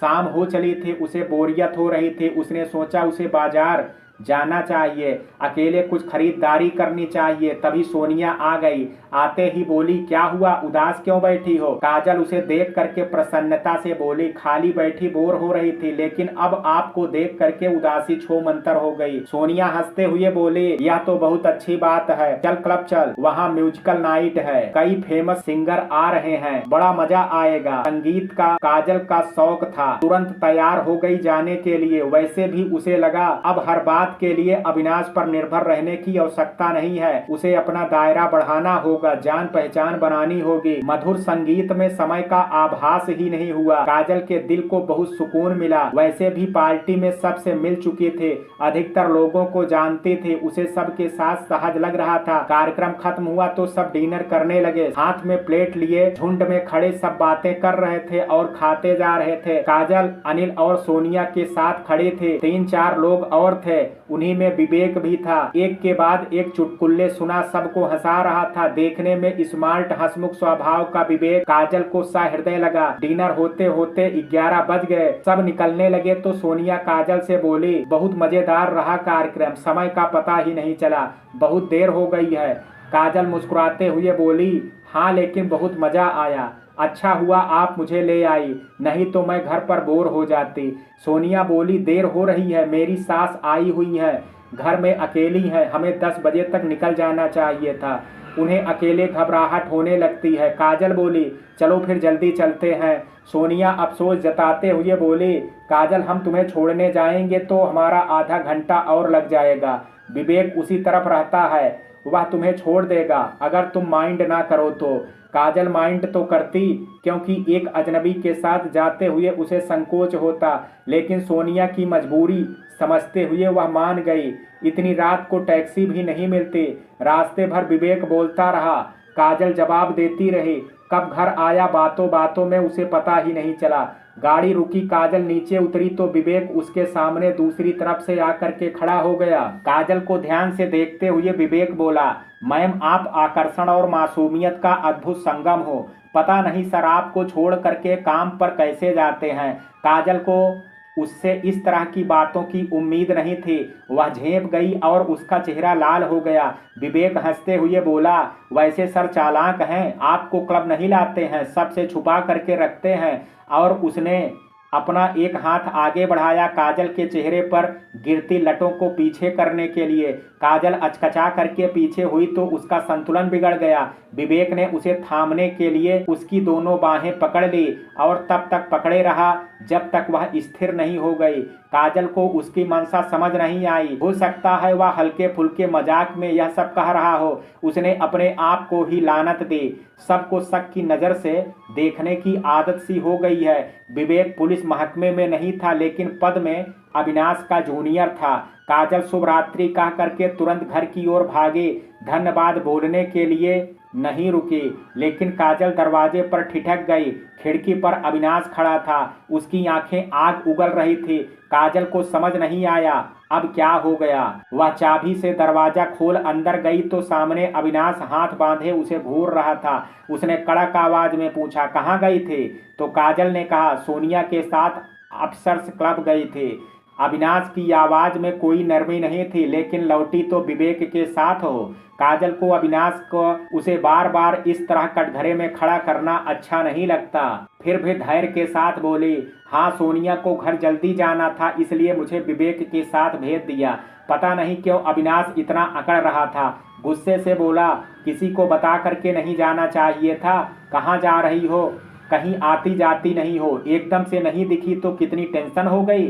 काजल को भी गुस्सा आने लगा। उसने कहा, किसको बताती? श्यामा अपनी बहन और बेटे के साथ मेला देखने गई थी। आपने कहा था देर से आएंगे, लेकिन कितनी देर से यह नहीं बताया था। अविनाश ने अपना शरीर ढीला छोड़ दिया और शिकायती लहजे में बोला, विवेक से इतना हंस हंस करके क्या बात कर रही थी? काजल की झुंझलाहट बढ़ती जा रही थी। वह त्योरी चढ़ा करके बोली, कुछ नहीं, कोई जोक सुना रहा था। अविनाश टेढ़ी नजरों से देखता हुआ बोला, अच्छा, उसके लिए हाथ पकड़ने की क्या जरूरत थी? इस बात पर चौंक करके काजल ने अविनाश को देखा, फिर बोली, मेरा बैलेंस बिगड़ गया था, उसने गिरने से पहले पकड़ लिया। अविनाश अपना हाथ बालों से फेरते हुए बोला, काजल उससे सावधान रहना, उसका कैरेक्टर सही नहीं है। अविनाश की आवाज में चिंता और थकान महसूस करके काजल का गुस्सा गायब हो गया। उसके मन में चिंता हुई, पता नहीं कुछ खाया कि नहीं। काजल ने शांत स्वर में पूछा, बहुत देर हो गई है, खाना खाया कि नहीं? घर पहुंचने की जल्दी में वहां से खा करके नहीं चला था। यहाँ किचन में देखा कुछ बना ही नहीं है, लेकिन अब बहुत देर हो गई है, भूख भी मर गई है, तुम सो जाओ। काजल तुरंत बोली, कैसी बात कर रहे हैं? आलू उबले रखे हैं और आटा भी लगा रखा है, फटाफट पराठे सेंक देती हूँ। जितनी देर काजल ने पराठे सेके, अविनाश रसोई में खड़ा रहा। पहला पराठा सेकते ही वह बाहर से कुर्सी ले आया, फिर पराठा थाली में डाल करके अचार के साथ खाने लगा। जिस तरह से वह खा रहा था, काजल समझ गई अविनाश को बहुत भूख लगी थी। अविनाश को पेट भर खाना खिला करके काजल को बहुत तृप्ति हुई। अविनाश की सादगी और सच्चाई काजल को मोहित कर रही थी। बार बार मन में एक ही सवाल आ रहा था, वह अविनाश को छोड़ करके कैसे जाएगी? लेकिन उसके साथ रह करके उसकी खुशियों में बाधा डालना भी तो सही नहीं है। अगले दिन काजल काम निपटा करके खाली बैठी हुई थी कि मन हुआ मनोरमा के घर चली जाए। बहुत दिनों से उससे मिली नहीं थी। उसे अपने आप पर आश्चर्य हो रहा था। वह अब और लोगों से मिलने, बातचीत करने की इच्छुक रहने लगी थी। वह जब मनोरमा के घर पहुंची तो मनोरमा कहीं से आ रही थी।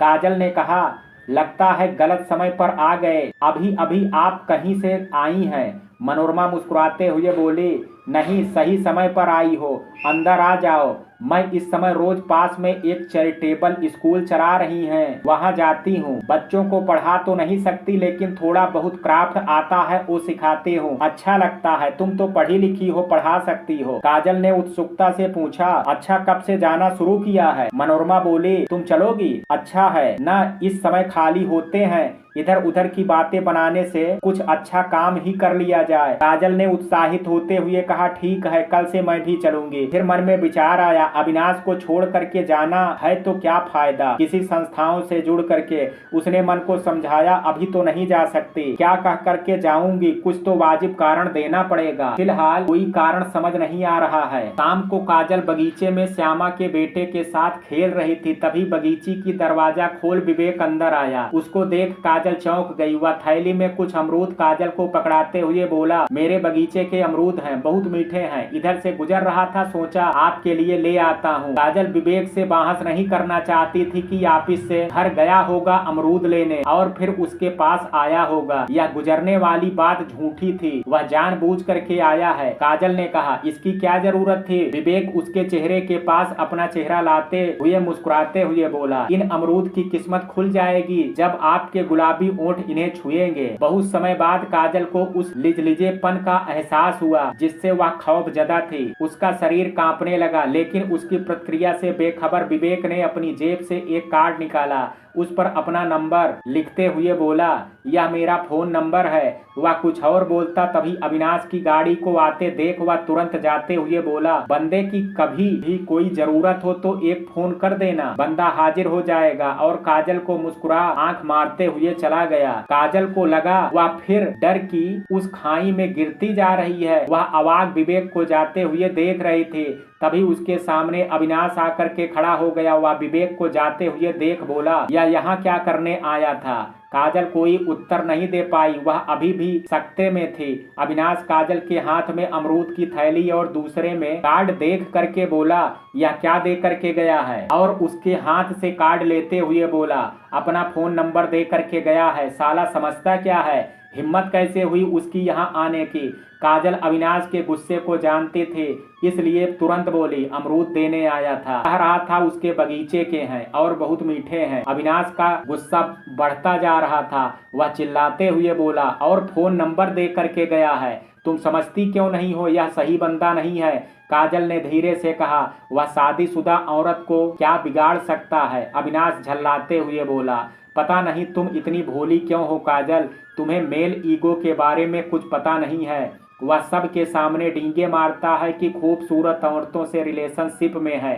सुन करके काजल का दिल धक से रह गया। मतलब लोगों के बीच वह अविनाश को लेकर के चर्चा करेगा और अविनाश की कितनी बदनामी होगी। उसका चेहरा शर्म से लाल पड़ गया। इससे पहले अविनाश का ध्यान जाए उसने अपना चेहरा झुका लिया। उसकी तरफ से कोई उत्तर नहीं मिला तो अविनाश ने झुंझला करके कहा, तुम उसे बढ़ावा क्यों दे रही हो? आखिर क्या खासियत है उसमें? काजल को यह बात सुन करके गुस्सा आ गया। वह बढ़ावा दे रही है उसके मुंह से तुरंत निकल गया, वह बातें बहुत अच्छी बनाता है। अविनाश यह सुन करके पैर पटकता हुआ अंदर चला गया। काजल उसके चेहरे के भाव पढ़ नहीं पाई। रात को उसने खाना भी आधा अधूरा खाया। अगले दिन भी काजल की आंखों के सामने विवेक की बातें और हरकतें घूमती रही। उसे लगा था इतने महीनों से उसे वह घिनौना एहसास नहीं हुआ तो वह अपने अतीत से बाहर आ गई है। लेकिन विवेक की आंखों में खुला आमंत्रण और आंख का इशारा उसकी देह सिहर जाती है। मतलब वह सुरक्षित माहौल में थी, इसलिए कुछ याद नहीं आता था। लेकिन जैसे ही वैसी कोई हरकत उसके सामने आएगी वह फिर अपने अतीत में चली जाएगी। उसे फिर वह सब दोबारा महसूस होने लगेगा जो वह पीछे छोड़ना चाहती थी।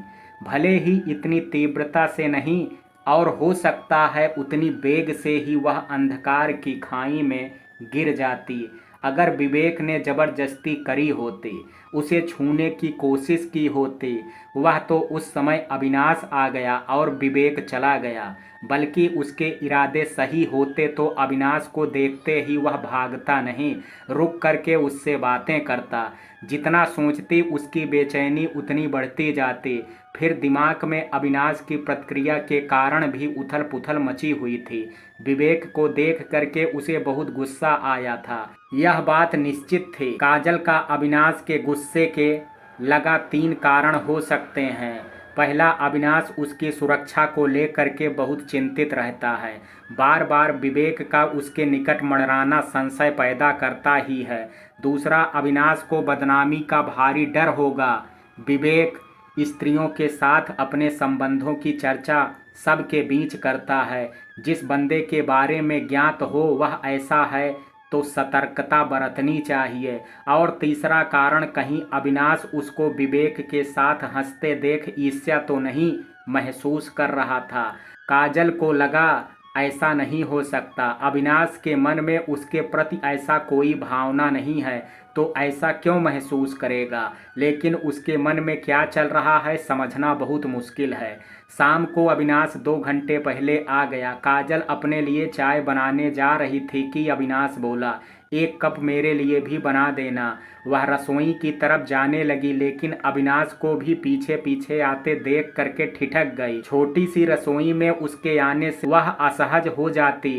पेट में कुछ अजीब सा एहसास होने लगता। अविनाश ने पूछा, क्या हुआ, रुक क्यों गई? काजल ने चेहरा नीचे कर लिया। क्या बताती उसको? उसके करीब आने से वह नर्वस हो जाती है। उसको नहीं देख रही होती है तब भी उसकी छवि उसकी आंखों के सामने अंकित रहती है। लंबा चौड़ा, इतना मजबूत पुलिस वर्दी में और आगे क्या सोचे। तभी फोन आ गया और अविनाश वहां से चला गया। चाय पीते काजल ने अविनाश को ध्यान से देखा तो वह थका हुआ सा लग रहा था। तबीयत ठीक नहीं है क्या? शायद इसलिए जल्दी आ गए होंगे। काजल को घूरता देख अविनाश ने पूछा। क्या हुआ, ऐसे क्यों घूर रही हो? सींग उग आए हैं क्या मेरे? अविनाश को इसी बात पर काजल को गुस्सा आ जाता है। सीधे सीधे नहीं पूछ सकते प्यार से क्या हुआ? ऐसे क्यों देख रही हो काजल? वो झुंझला करके बोली। थके हुए लग रहे हो इसलिए देख रही हूँ।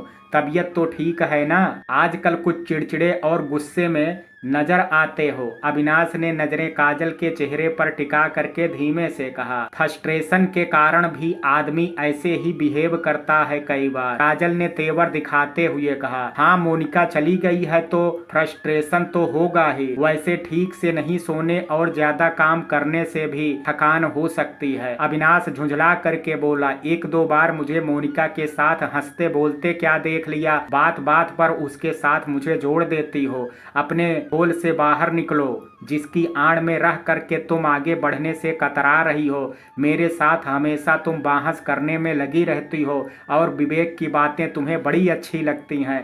काजल का गुस्सा भी बढ़ता जा रहा था। वह तिल मिला करके बोली। मुझ पर इल्जाम लगाते हैं, मोनिका से ईर्ष्या करती हूँ, खुद विवेक से क्यों चिढ़ते रहते हैं? अविनाश तीखे स्वर में बोला।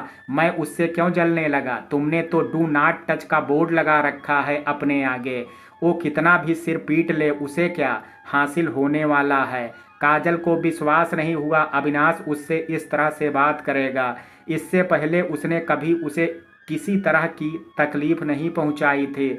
उसके आसपास कितना सोच समझ करके बोलता था, कितना संभल करके व्यवहार करता था। वह गुस्से में भरी बोली। मैं तो चलो मानती हूँ मोनिका से जलती हूँ, लेकिन इसलिए कि उसमें जबरदस्त आत्मविश्वास है। उसे जो चाहिए डंके की चोट पर स्वीकारती है, भले ही उसकी चाहत गलत हो। अविनाश सूखी हंसी हंसते हुए बोला।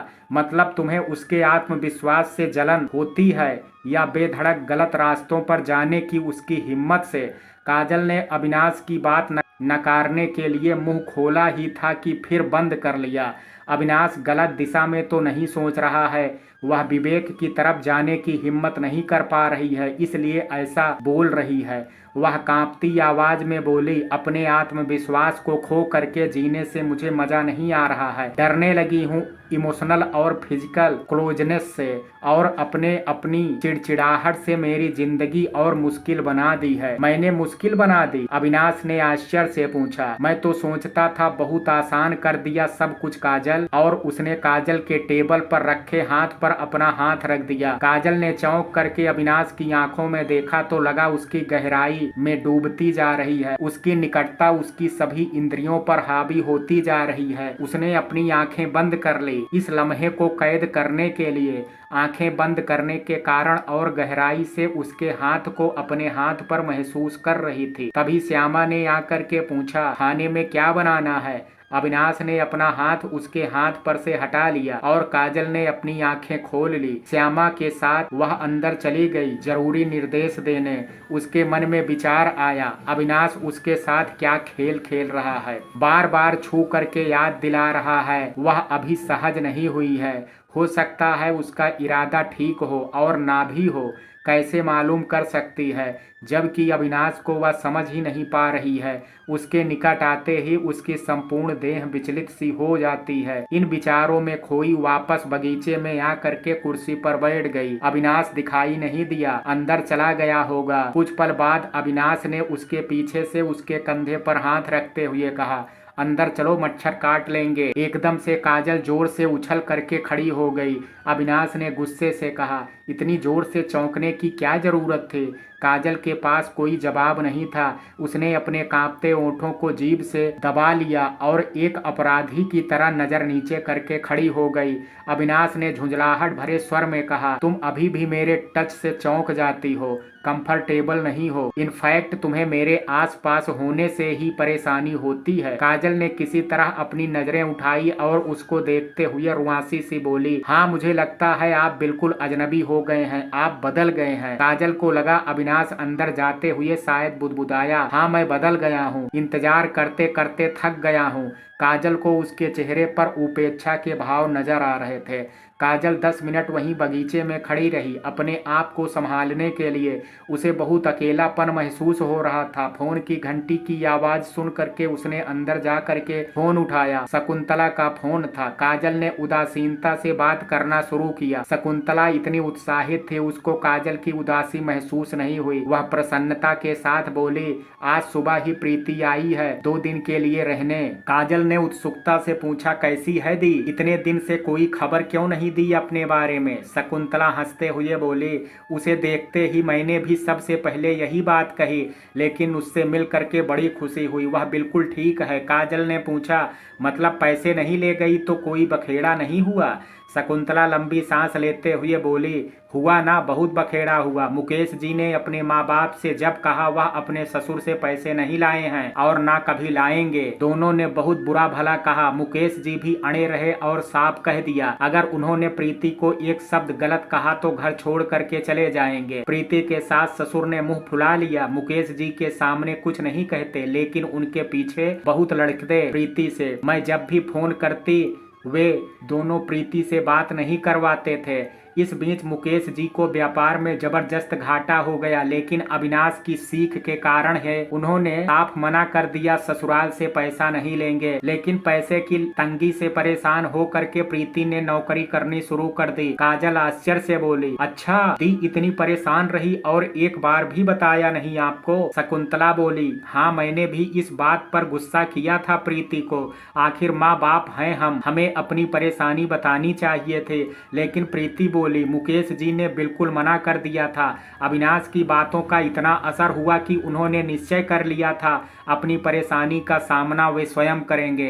काजल की जिज्ञासा अभी शांत नहीं हुई थी। वह बोली, अच्छा अब जीजू का काम कैसा चल रहा है? शकुंतला बोली, एक बार और कोशिश की मुकेश जी ने, इस बार कुछ मुनाफा हुआ है, आगे अब अच्छी उम्मीद दिख रही है। घर का खर्चा प्रीति की नौकरी से चल जाता है। अब तो सास ससुर भी शांत हो गए हैं। आखिर प्रीति की तनख्वाह से घर चलता है। प्रीति खुश है, हर समय अविनाश जी का आभार मानती है, उनके कारण उसकी गृहस्थी पटरी पर आई है। काजल मन में सोच रही थी, हूँ अविनाश के कारण प्रीति की जिंदगी तो सुधर गई, लेकिन स्वयं उसकी जिंदगी में कितना तनाव बना हुआ है। वह बोली, दी कहाँ है? उनसे बात कराओ। शकुंतला बोली, वह तो बाजार गई है कुछ सामान खरीदने, जब आएगी तो बात करवा दूंगी। तू बता, तेरी आवाज में इतनी उदासी क्यों है? काजल सोचने लगी, कैसे बताऊं, अभी एक बेटी की खुशी में खुश हैं, कुछ समय तो खुश रहने देना चाहिए। अपना रोना सुना करके क्यों उनकी प्रसन्नता में ग्रहण लगाऊं? फिर बताने का है भी क्या? अविनाश कुछ गलत तो नहीं कह रहा है? वही इस तनाव को झेल नहीं पा रही है। शकुंतला को जब कुछ जवाब नहीं मिला तो डरते डरते पूछा, बेटा सब ठीक तो है ना? कोई परेशानी है तो बिना संकोच के बता। काजल थकी आवाज में बोली, नहीं परेशानी की कोई बात नहीं है, बस आप दोनों की बहुत याद आ रही थी। सोच रही हूँ 10-15 दिन के लिए आपके पास आ जाऊं रहने के लिए। काजल की आवाज में न जाने कैसा दर्द महसूस किया शकुंतला ने। इस बार वह मना नहीं कर पाई। वह बोली, ठीक है बेटा, जब कार्यक्रम बन जाए तो बता देना, तेरे पापा स्टेशन आ जाएंगे लेने के लिए। काजल ने राहत की सांस ली। 15 दिन का कह करके जाएगी और किसी न किसी बहाने अपना रहना बढ़ाती जाएगी। वहीं आगे की पढ़ाई का फॉर्म भर देगी और फिर कभी अविनाश के पास लौट करके नहीं आएगी। खाना खाते समय काजल का मन हुआ अविनाश को बताने का, उसके कारण प्रीति की जिंदगी में कितना अंतर आया है, लेकिन अविनाश के चेहरे पर सख्त भाव देख करके उसकी हिम्मत नहीं हुई।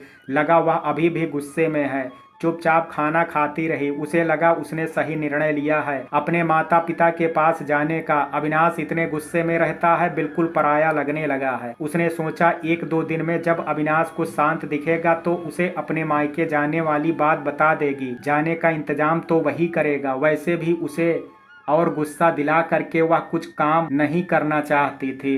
2-3 दिन उसकी हिम्मत नहीं हुई अविनाश से बात करने की। उसका जाने का कार्यक्रम नहीं बन पाया। उस दिन रविवार था। अविनाश सुबह देर तक सोता रहा। काजल अपने सुबह के काम निपटा करके बरामदे में बैठी अखबार पढ़ रही थी। तभी घंटी की आवाज़ सुन करके उसने दरवाज़ा खोला। सामने एक बुजुर्ग खड़े थे। पास में ही जमीन पर संदूक रखा था। आगंतुक अनजान थे। काजल ने प्रश्नवाचक दृष्टि डालते हुए पूछा, बोलिए किससे मिलना है आपको? कुछ संकोच में बुजुर्ग बोले, बेटा मुझे अविनाश से मिलना है। यहीं रहते हैं क्या? काजल दरवाजे के सामने से हटते हुए बोली, जी हाँ यहीं रहते हैं, आप बैठिए, मैं बुला करके लाती हूँ। क्या बोलूं, कौन आए हैं? बुजुर्ग को बैठा करके काजल अविनाश के कमरे में गई। वह पलंग पर बैठा कोई किताब पढ़ रहा था। उसने जैसे ही कहा कोई दिनेश त्रिपाठी आए हैं, वह झटके से खड़ा होकर के बोला, कहाँ हैं वो? और उसके उत्तर की प्रतीक्षा किए बिना बाहर भागा। अविनाश की बेचैनी देख काजल की उत्सुकता बढ़ गई। आखिर ये बुजुर्ग महाशय कौन हैं?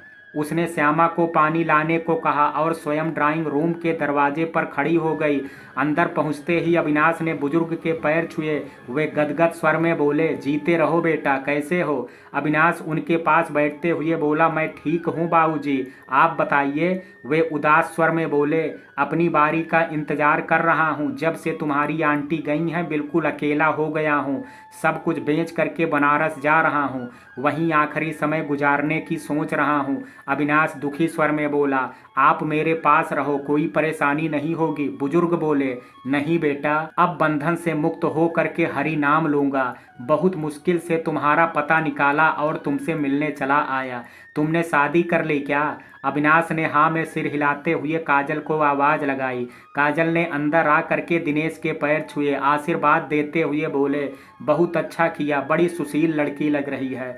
अविनाश बोला, आप थक गए होंगे, खाना लगवा देता हूँ, फिर आराम कीजिए। दिनेश बोले, नहीं बेटा, बस भोजन करवा दो, फिर निकलता हूँ। जो पहली बस मिलेगी उससे निकल जाऊंगा। खाना खा करके जाते हुए दिनेश ने एक लिफाफा अविनाश की तरफ बढ़ाते हुए कहा, बेटा घर खाली किया तो यह लिफाफा तुम्हारे नाम मिला।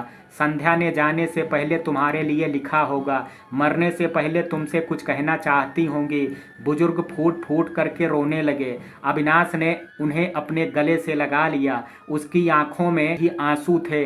काजल बिल्कुल नहीं समझ पा रही थी हो क्या रहा है। दिनेश के जाने के बाद अविनाश लिफाफा ले करके अपने कमरे में चला गया। काजल को जानने की उत्सुकता हो रही थी, उससे रहा नहीं गया और 10 मिनट बाद वह भी अविनाश के कमरे में चली गई। वह पलंग पर कोने में सिर झुकाए बैठी थी। उसकी मुद्रा से लग रहा था वह बहुत दुखी है। काजल असमंजस में थी और अविनाश के सामने जा करके खड़ी हो गई। काजल को देख अविनाश सुबकते हुए उसके सीने से लग गया। काजल जानना तो चाह रही थी कि माजरा क्या है, लेकिन चुपचाप खड़ी अविनाश के बालों को सहलाती रही। कुछ पल बाद अविनाश काजल से अलग हुआ और उसका हाथ पकड़ अपने बगल में बैठाते हुए बोला, यह संध्या के पिताजी थे। काजल ने आश्चर्य से पूछा, कौन संध्या? अविनाश उदास स्वर में बोला, मेरे साथ कॉलेज में पढ़ती थी। हम दोनों में अच्छी दोस्ती हो गई, जो धीरे धीरे प्यार में बदल गई। हमने डिसाइड किया था पढ़ाई पूरी करके शादी करेंगे। काजल को महसूस हुआ वह अविनाश के बारे में कुछ नहीं जानती। वह बहुत ध्यान से सुन रही थी। अविनाश एक पल की खामोशी के बाद पुनः बोला, मैं ग्रेजुएशन के बाद पुलिस ट्रेनिंग के लिए चला गया और संध्या ने पोस्ट ग्रेजुएशन में एडमिशन ले लिया। हमारे बीच लेटर और फ़ोन से कांटेक्ट बना रहा, लेकिन मेरी ट्रेनिंग के आखिरी 2 महीने उसने अचानक रिस्पांस देना बंद कर दिया। लेटर्स उसने लिखने बंद कर दिए और फ़ोन कोई उठाता नहीं उसके घर में। मुझे कुछ समझ नहीं आ रहा था कारण क्या है। अपनी ट्रेनिंग पूरी करके जब मैं घर पहुंचा तो संध्या के घर उससे मिलने गया।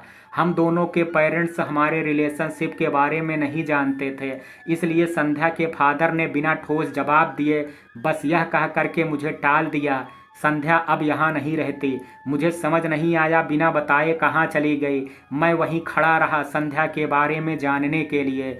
जब मैंने उन्हें बताया मैं संध्या से शादी करना चाहता हूँ, तब उन्होंने बताया वह इस दुनिया में नहीं रही। मुझे विश्वास नहीं हुआ, ऐसे कैसे हो सकता है, उसने आत्महत्या कर ली थी। एक बार फिर अविनाश की आंखों में आंसू थे।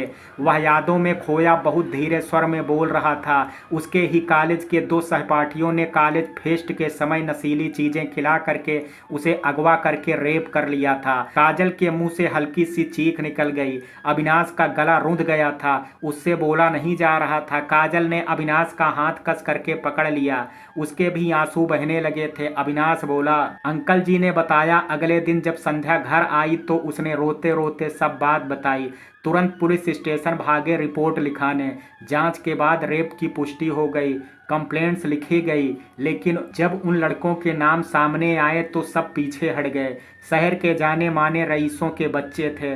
संध्या इतनी हताश हो गई उसने आत्महत्या कर ली। अविनाश चुप हो गया और अपने आप में खो गया। काजल को यह सुन करके दिल दहल गया था। वह खामोश बैठी सोच रही थी अविनाश दिल में कितना दर्द लेकर के जी रहा है। कुछ देर बाद वह बोला, संध्या की डेथ के बाद अंकल जी ने केस वापस ले लिया। अकेले उनके बस का लड़ना नहीं था। आंटी जी बेटी के गम में बीमार रहने लगी। संध्या उनकी इकलौती संतान थी। जब मुझे यह सब पता चला तो मैंने वापस केस खुलवाया, उन दोनों लड़कों को सजा दिलवाई। काजल की समझ में नहीं आ रहा था अविनाश से क्या बोले।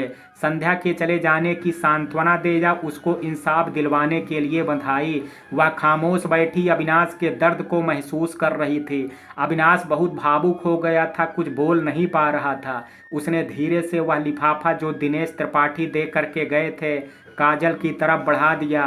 काजल ने झिझकते हुए वह लिफाफा ले लिया, खोल करके पत्र पढ़ा। अविनाश, जब तुम्हें यह लेटर मिलेगा मैं दुनिया से जा चुकी होंगी। पापा से तुम्हें पता चला होगा मेरे साथ क्या हुआ है। मैं हार गई हूँ, नहीं सामना कर सकी उन लोगों का। मुझे माफ़ कर देना। मैं तुमसे बहुत प्यार करती हूँ, भविष्य में तुम्हारे साथ जीना चाहती थी, लेकिन मेरी आत्मा और शरीर दोनों को उन दरिंदों ने रौंद दिया। मैं तुम्हारे लायक नहीं रही हूँ, तुम्हें कुछ नहीं बताया। जानती हूँ तुम अपनी ट्रेनिंग छोड़ करके तुरंत आ जाओगे। मैं तुम्हारा भविष्य खराब नहीं करना चाहती। मुझे पूरी उम्मीद है तुम जिंदगी में बहुत सफल होगे। तुम्हें एक समझदार और हिम्मती जीवन साथी मिलेगी, मेरी तरह डरपोक नहीं। तुम हमेशा खुश रहना। मुझे माफ कर देना और भूल जाना। संध्या। काजल पढ़ करके सुबकने लगी। उसके स्वयं के जख्म हरे हो गए थे। संध्या की पीड़ा उसे अपनी पीड़ा लगी। कुछ समय बाद जब वह शांत हुई तो अविनाश बोला, संध्या को मुझ पर विश्वास करना चाहिए था। केवल प्रेम करने से कुछ नहीं होता है। वह मुझे जिस हालत में भी मिलती मैं उसे भरपूर प्यार और मान देता। वह उठ करके बाहर चला गया। काजल बहुत देर अविनाश के कमरे में बैठी रही। उसके दिमाग में अविनाश की बातें घूम रही थी। अविनाश ने उससे शादी करके माँ बाप के दबाव में आकर के नहीं की थी। भले ही विचार पहले उसके पिता के दिमाग में आया था, लेकिन अविनाश के दिल में यह बात अवश्य रही होगी कि संध्या जैसा कहानी दोबारा ना दोहराई जाए। उसको इस बात का मलाल हमेशा रहेगा कि वह संध्या को बचा नहीं पाया, भले ही उसमें उसकी कोई गलती नहीं थी। काजल को लगा अविनाश के लिए वह एक केस है जिसको मंजिल तक पहुंचाना उसका उद्देश्य है। अविनाश ने उसकी आबरू और प्राण तो बचा लिए थे, लेकिन उसको सम्मानित और सामान्य जिंदगी देना भी उसे अपना कर्तव्य लगा। वह कुछ भी करेगा उसकी जिंदगी बेहतर बनाने के लिए। उसको लगा अविनाश का शारीरिक निकटता बढ़ाना भी एक कदम काजल को उसकी अतीत से निकालने के लिए था। उसके प्रति कोई शारीरिक आकर्षण महसूस नहीं करता। वह तो बस काजल को उसके डर और अतीत से निकालने की कोशिश कर रहा है। उसे शर्मिंदगी महसूस हो रही थी। उसने अविनाश को गलत समझा। कायदे से उसे स्वयं अविनाश की मदद करनी चाहिए अपने आप को अंधेरी खाई में से निकालने में। रात को दोनों चुपचाप खाना खाते रहे, अपने अपने ख्यालों में, एक दूसरे से कुछ नहीं बोले। काजल को रात भर नींद नहीं आई। उसके दिमाग में उथल पुथल रही। बार बार अविनाश का उदास चेहरा आंखों के आगे घूम जाता। कितनी यादें और दर्द उसके सीने में दफन थे और उसने कभी जाहिर नहीं किया। अगर संध्या का पत्र नहीं मिलता तो वह शायद अविनाश की पीड़ा से अनजान ही रहती, लेकिन अब वह अविनाश को समझने लगी है। उसने निश्चय किया वह स्वयं कोशिश करेगी अपनी जिंदगी को बेहतर बनाने की। सुबह चाय नाश्ता लगाते हुए काजल ने जब मुस्कुरा करके अविनाश को देखा तो उसके चेहरे पर हल्की सी मुस्कान आई। बिना कुछ बोले वह चला गया तो काजल समझ गई अविनाश अपनी उदासी से बाहर नहीं आया। उसके जाने के बाद काजल तैयार हो करके मनोरमा के घर चली गई। मनोरमा तैयार हो करके स्कूल जा रही थी, बच्चों को हस्तकला सिखाने। काजल भी उसके साथ चली गई। वह बच्चों से मिल करके उसे अच्छा लगा।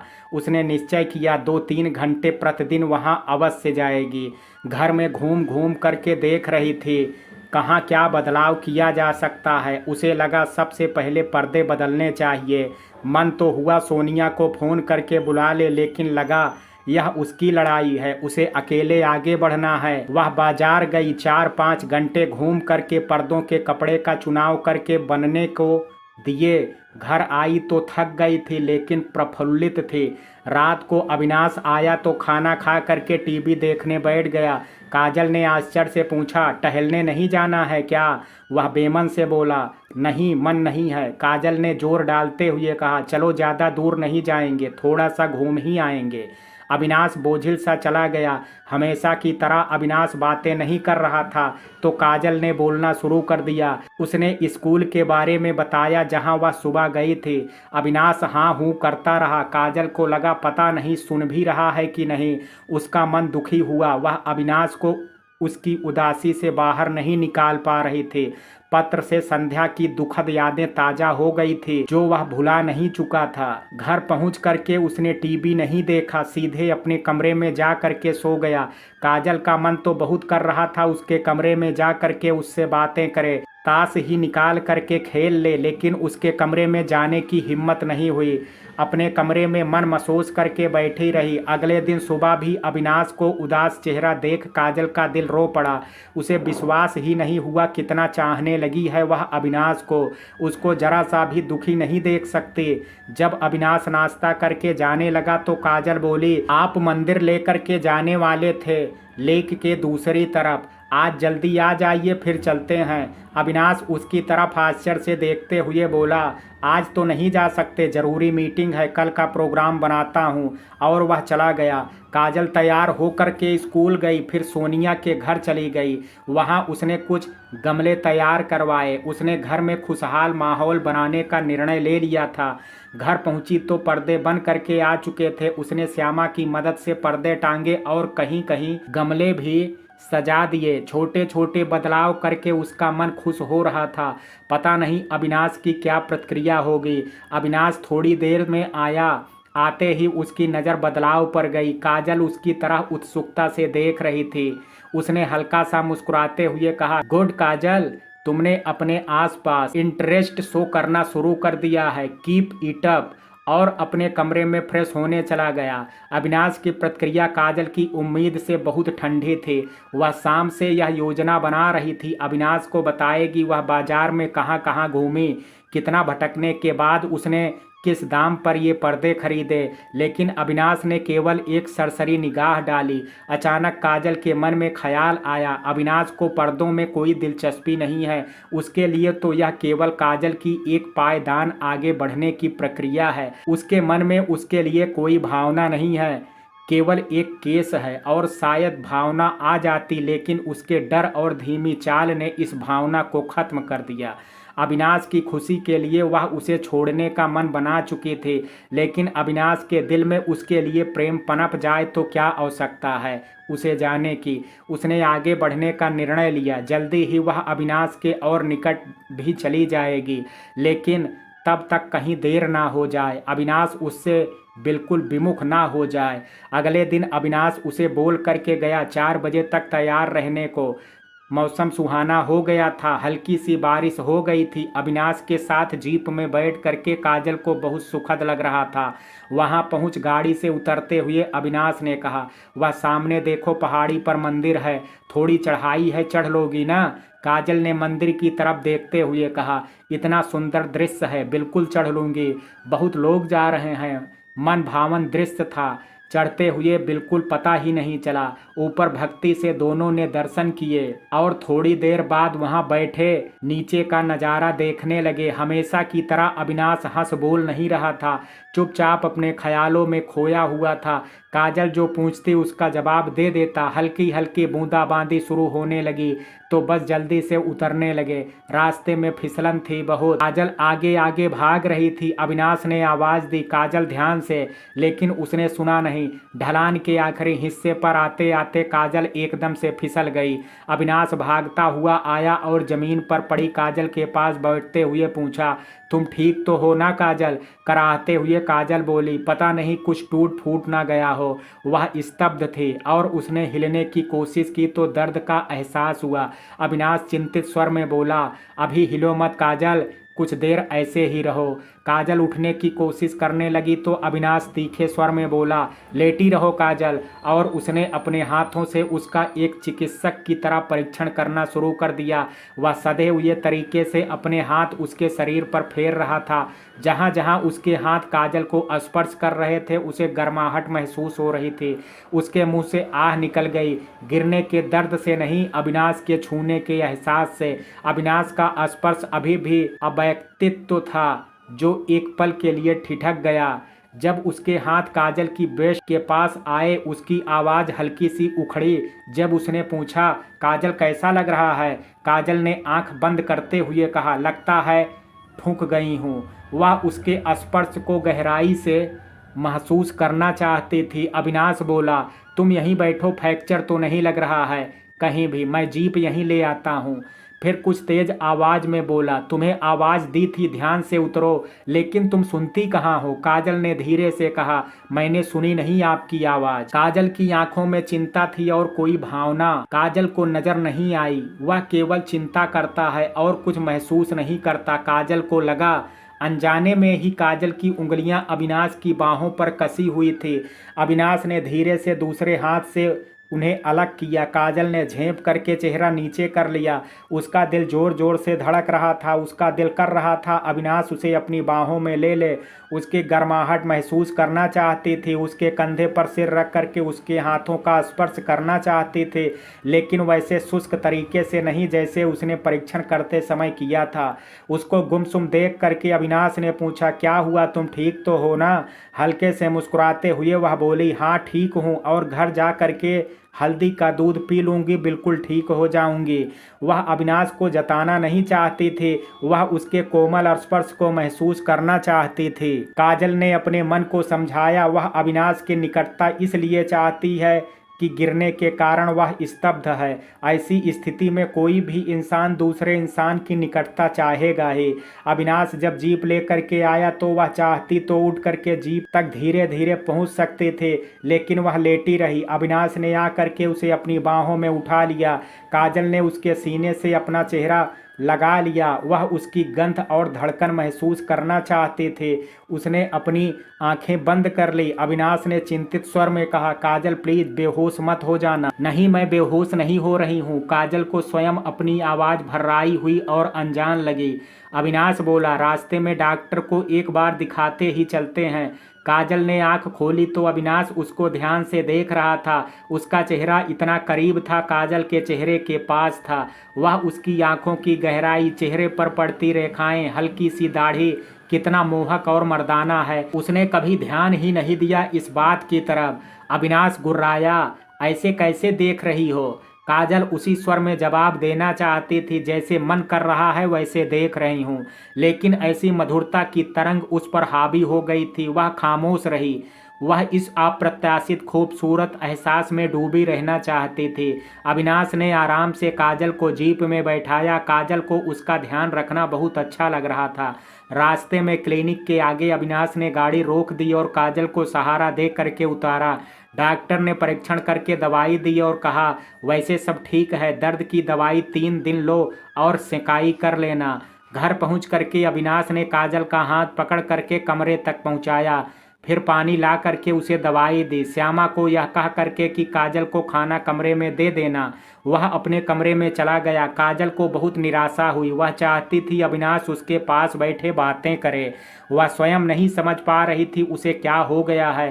पहले वह अविनाश से बचते फिरते थे, उसके निकट होने पर विचलित हो जाती थी, लेकिन अब हर पल उसके साथ बिताना चाहती है। एक ऐसा चुंबकीय आकर्षण उसकी तरफ महसूस कर रही थी, चाहती थी उसके पास बैठे उसे देखती रहे। चाहने तो पहले से लगी थी, लेकिन अविनाश का अतीत जान करके ऐसे जुड़ाव महसूस कर रही थी जिसकी जड़ें रूह तक जाती थी। तभी श्यामा खाना ले आई और खाना खाते ही दवा के असर से उसे नींद आ गई। अगले दिन आंख खुली तो अविनाश जा चुका था। तबीयत तो ठीक रही थी, लेकिन मन बेचैन हो रहा था। उठ करके बाहर आई। श्यामा नाश्ता लगाते हुए बोली, कैसी तबीयत है भाभी जी? बेचारे भैया ने 2 चक्कर लगाए आपके कमरे के, लेकिन आप बेसुध सो रही थी। काजल प्रफुल्लित होते हुए बोली, अच्छा मुझे उठाया क्यों नहीं? श्यामा बोली, कह रहे थे आपको आराम की ज़रूरत है, रात को मुझे इसलिए सुलाया आपके पास, कहीं किसी चीज़ की ज़रूरत पड़े तो उठना ना पड़े आपको। दिन भर अनमने भाव से काजल इधर उधर बैठ करके समय काटती रही। शाम को इतना थक गई कि दवाई खा करके सो गई। जब आँख खुली तो कमरे में अंधेरा था। लगता है रात हो गई है। झटके से उठी तो लगा कमरे में कोई और भी है। भूख लगी है क्या? अविनाश की आवाज़ सुन करके उसे राहत मिली। वह सीधे बैठते हुए बोली, कितनी देर हो गई मुझे सोते हुए? अविनाश बोला, 10 बज गए हैं, जब से आया हूँ सो रही हो। श्यामा का बेटा रोने लगा तो वह चली गई। मैं तुम्हारा खाना गर्म करके यहीं ला देता हूँ। काजल को आराम करके बिल्कुल ठीक लग रहा था। वह उठने लगी बाहर जा करके स्वयं खाना गर्म करने के लिए, लेकिन अविनाश ने उठते हुए कहा, तुम यहीं लेटी रहो, मैं ले करके आता हूँ। और वह बत्ती जला करके चला गया।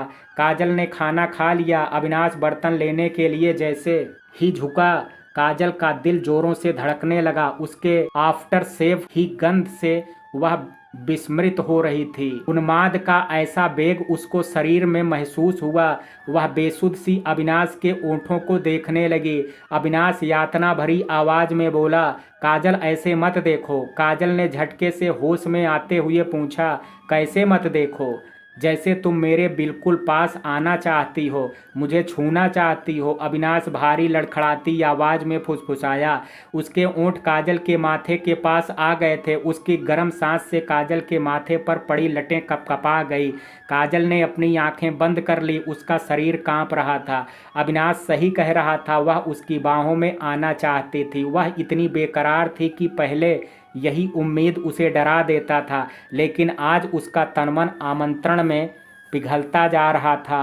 अविनाश ने उसके हाथ से बर्तन ले करके एक तरफ रखते हुए उसके हाथ अपने गले में डाले।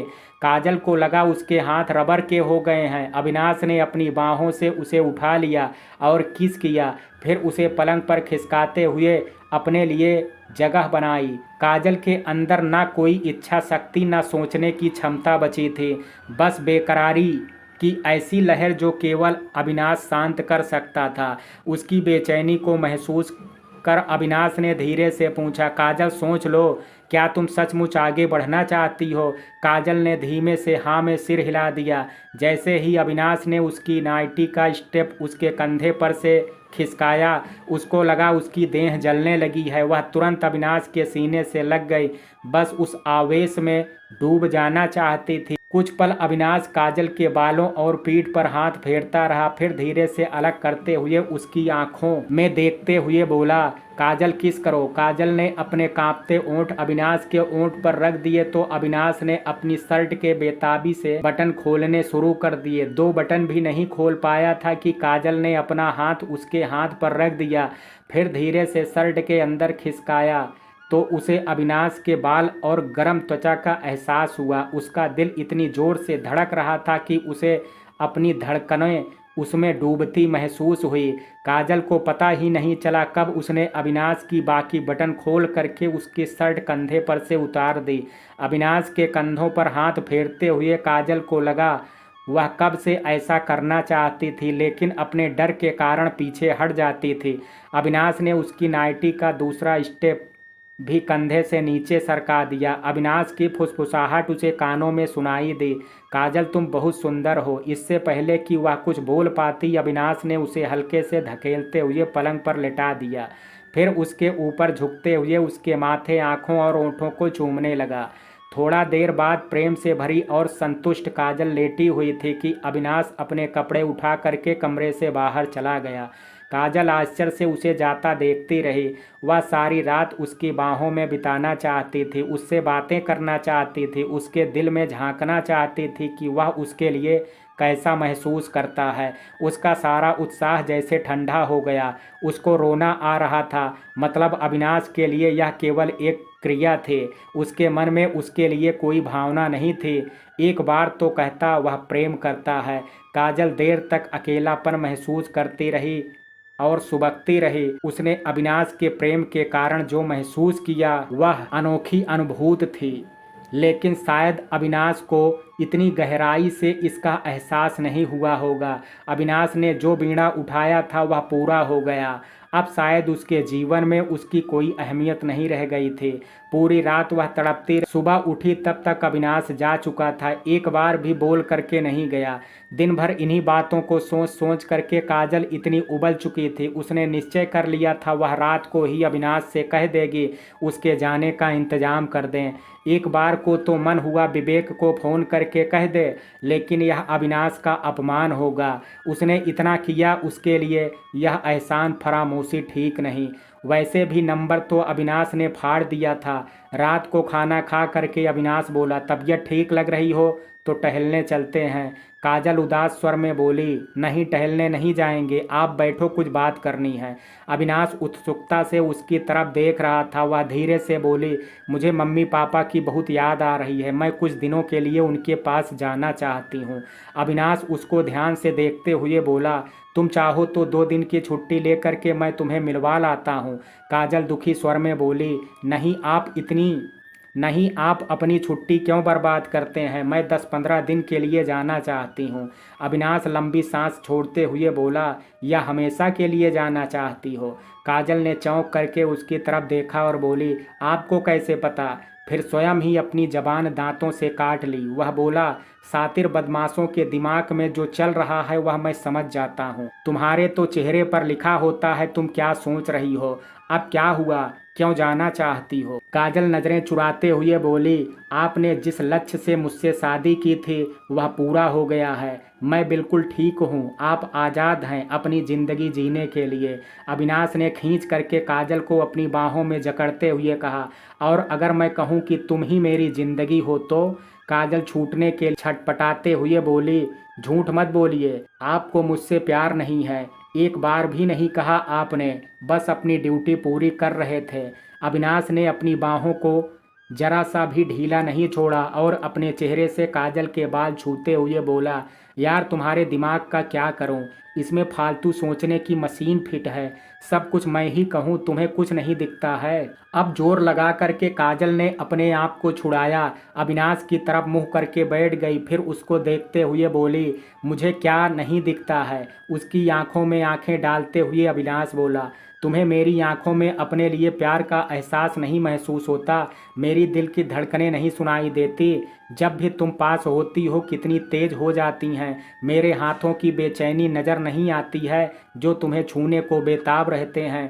काजल शर्म से लाल होते हुए बोली, आप कुछ कहते नहीं, अपने इमोशंस बिल्कुल शो नहीं करते। अविनाश बोला, क्या शो करता? जरा टच हो जाता तो तुम उछल करके 2 फुट की दूरी पर खड़ी हो जाती। नहीं जानता मैंने कैसे कंट्रोल कर रखा था अपने आप पर। काजल आश्चर्य से बोली, अच्छा शादी तो आपने मजबूरी में की थी? अविनाश खोया हुआ बोला, कोई मजबूरी नहीं थी काजल। जब तुमने पहली बार परेश को लेकर के गुस्सा किया था मैं समझ गया था तुम्हारे अंदर अभी चिंगारी है, तुम फिर खड़ी हो जाओगी। लेकिन संध्या के कारण दिल में डर था। मैं निश्चित करना चाहता था तुम कहीं संभलने से पहले बिखर ना जाओ, इसलिए तुम्हारा सहारा बनना चाहता था। काजल के मन में बहुत समय से चल रहे सवाल को पूछना उचित समझा। फिर एकदम से इतना गुस्सा क्यों करने लगे?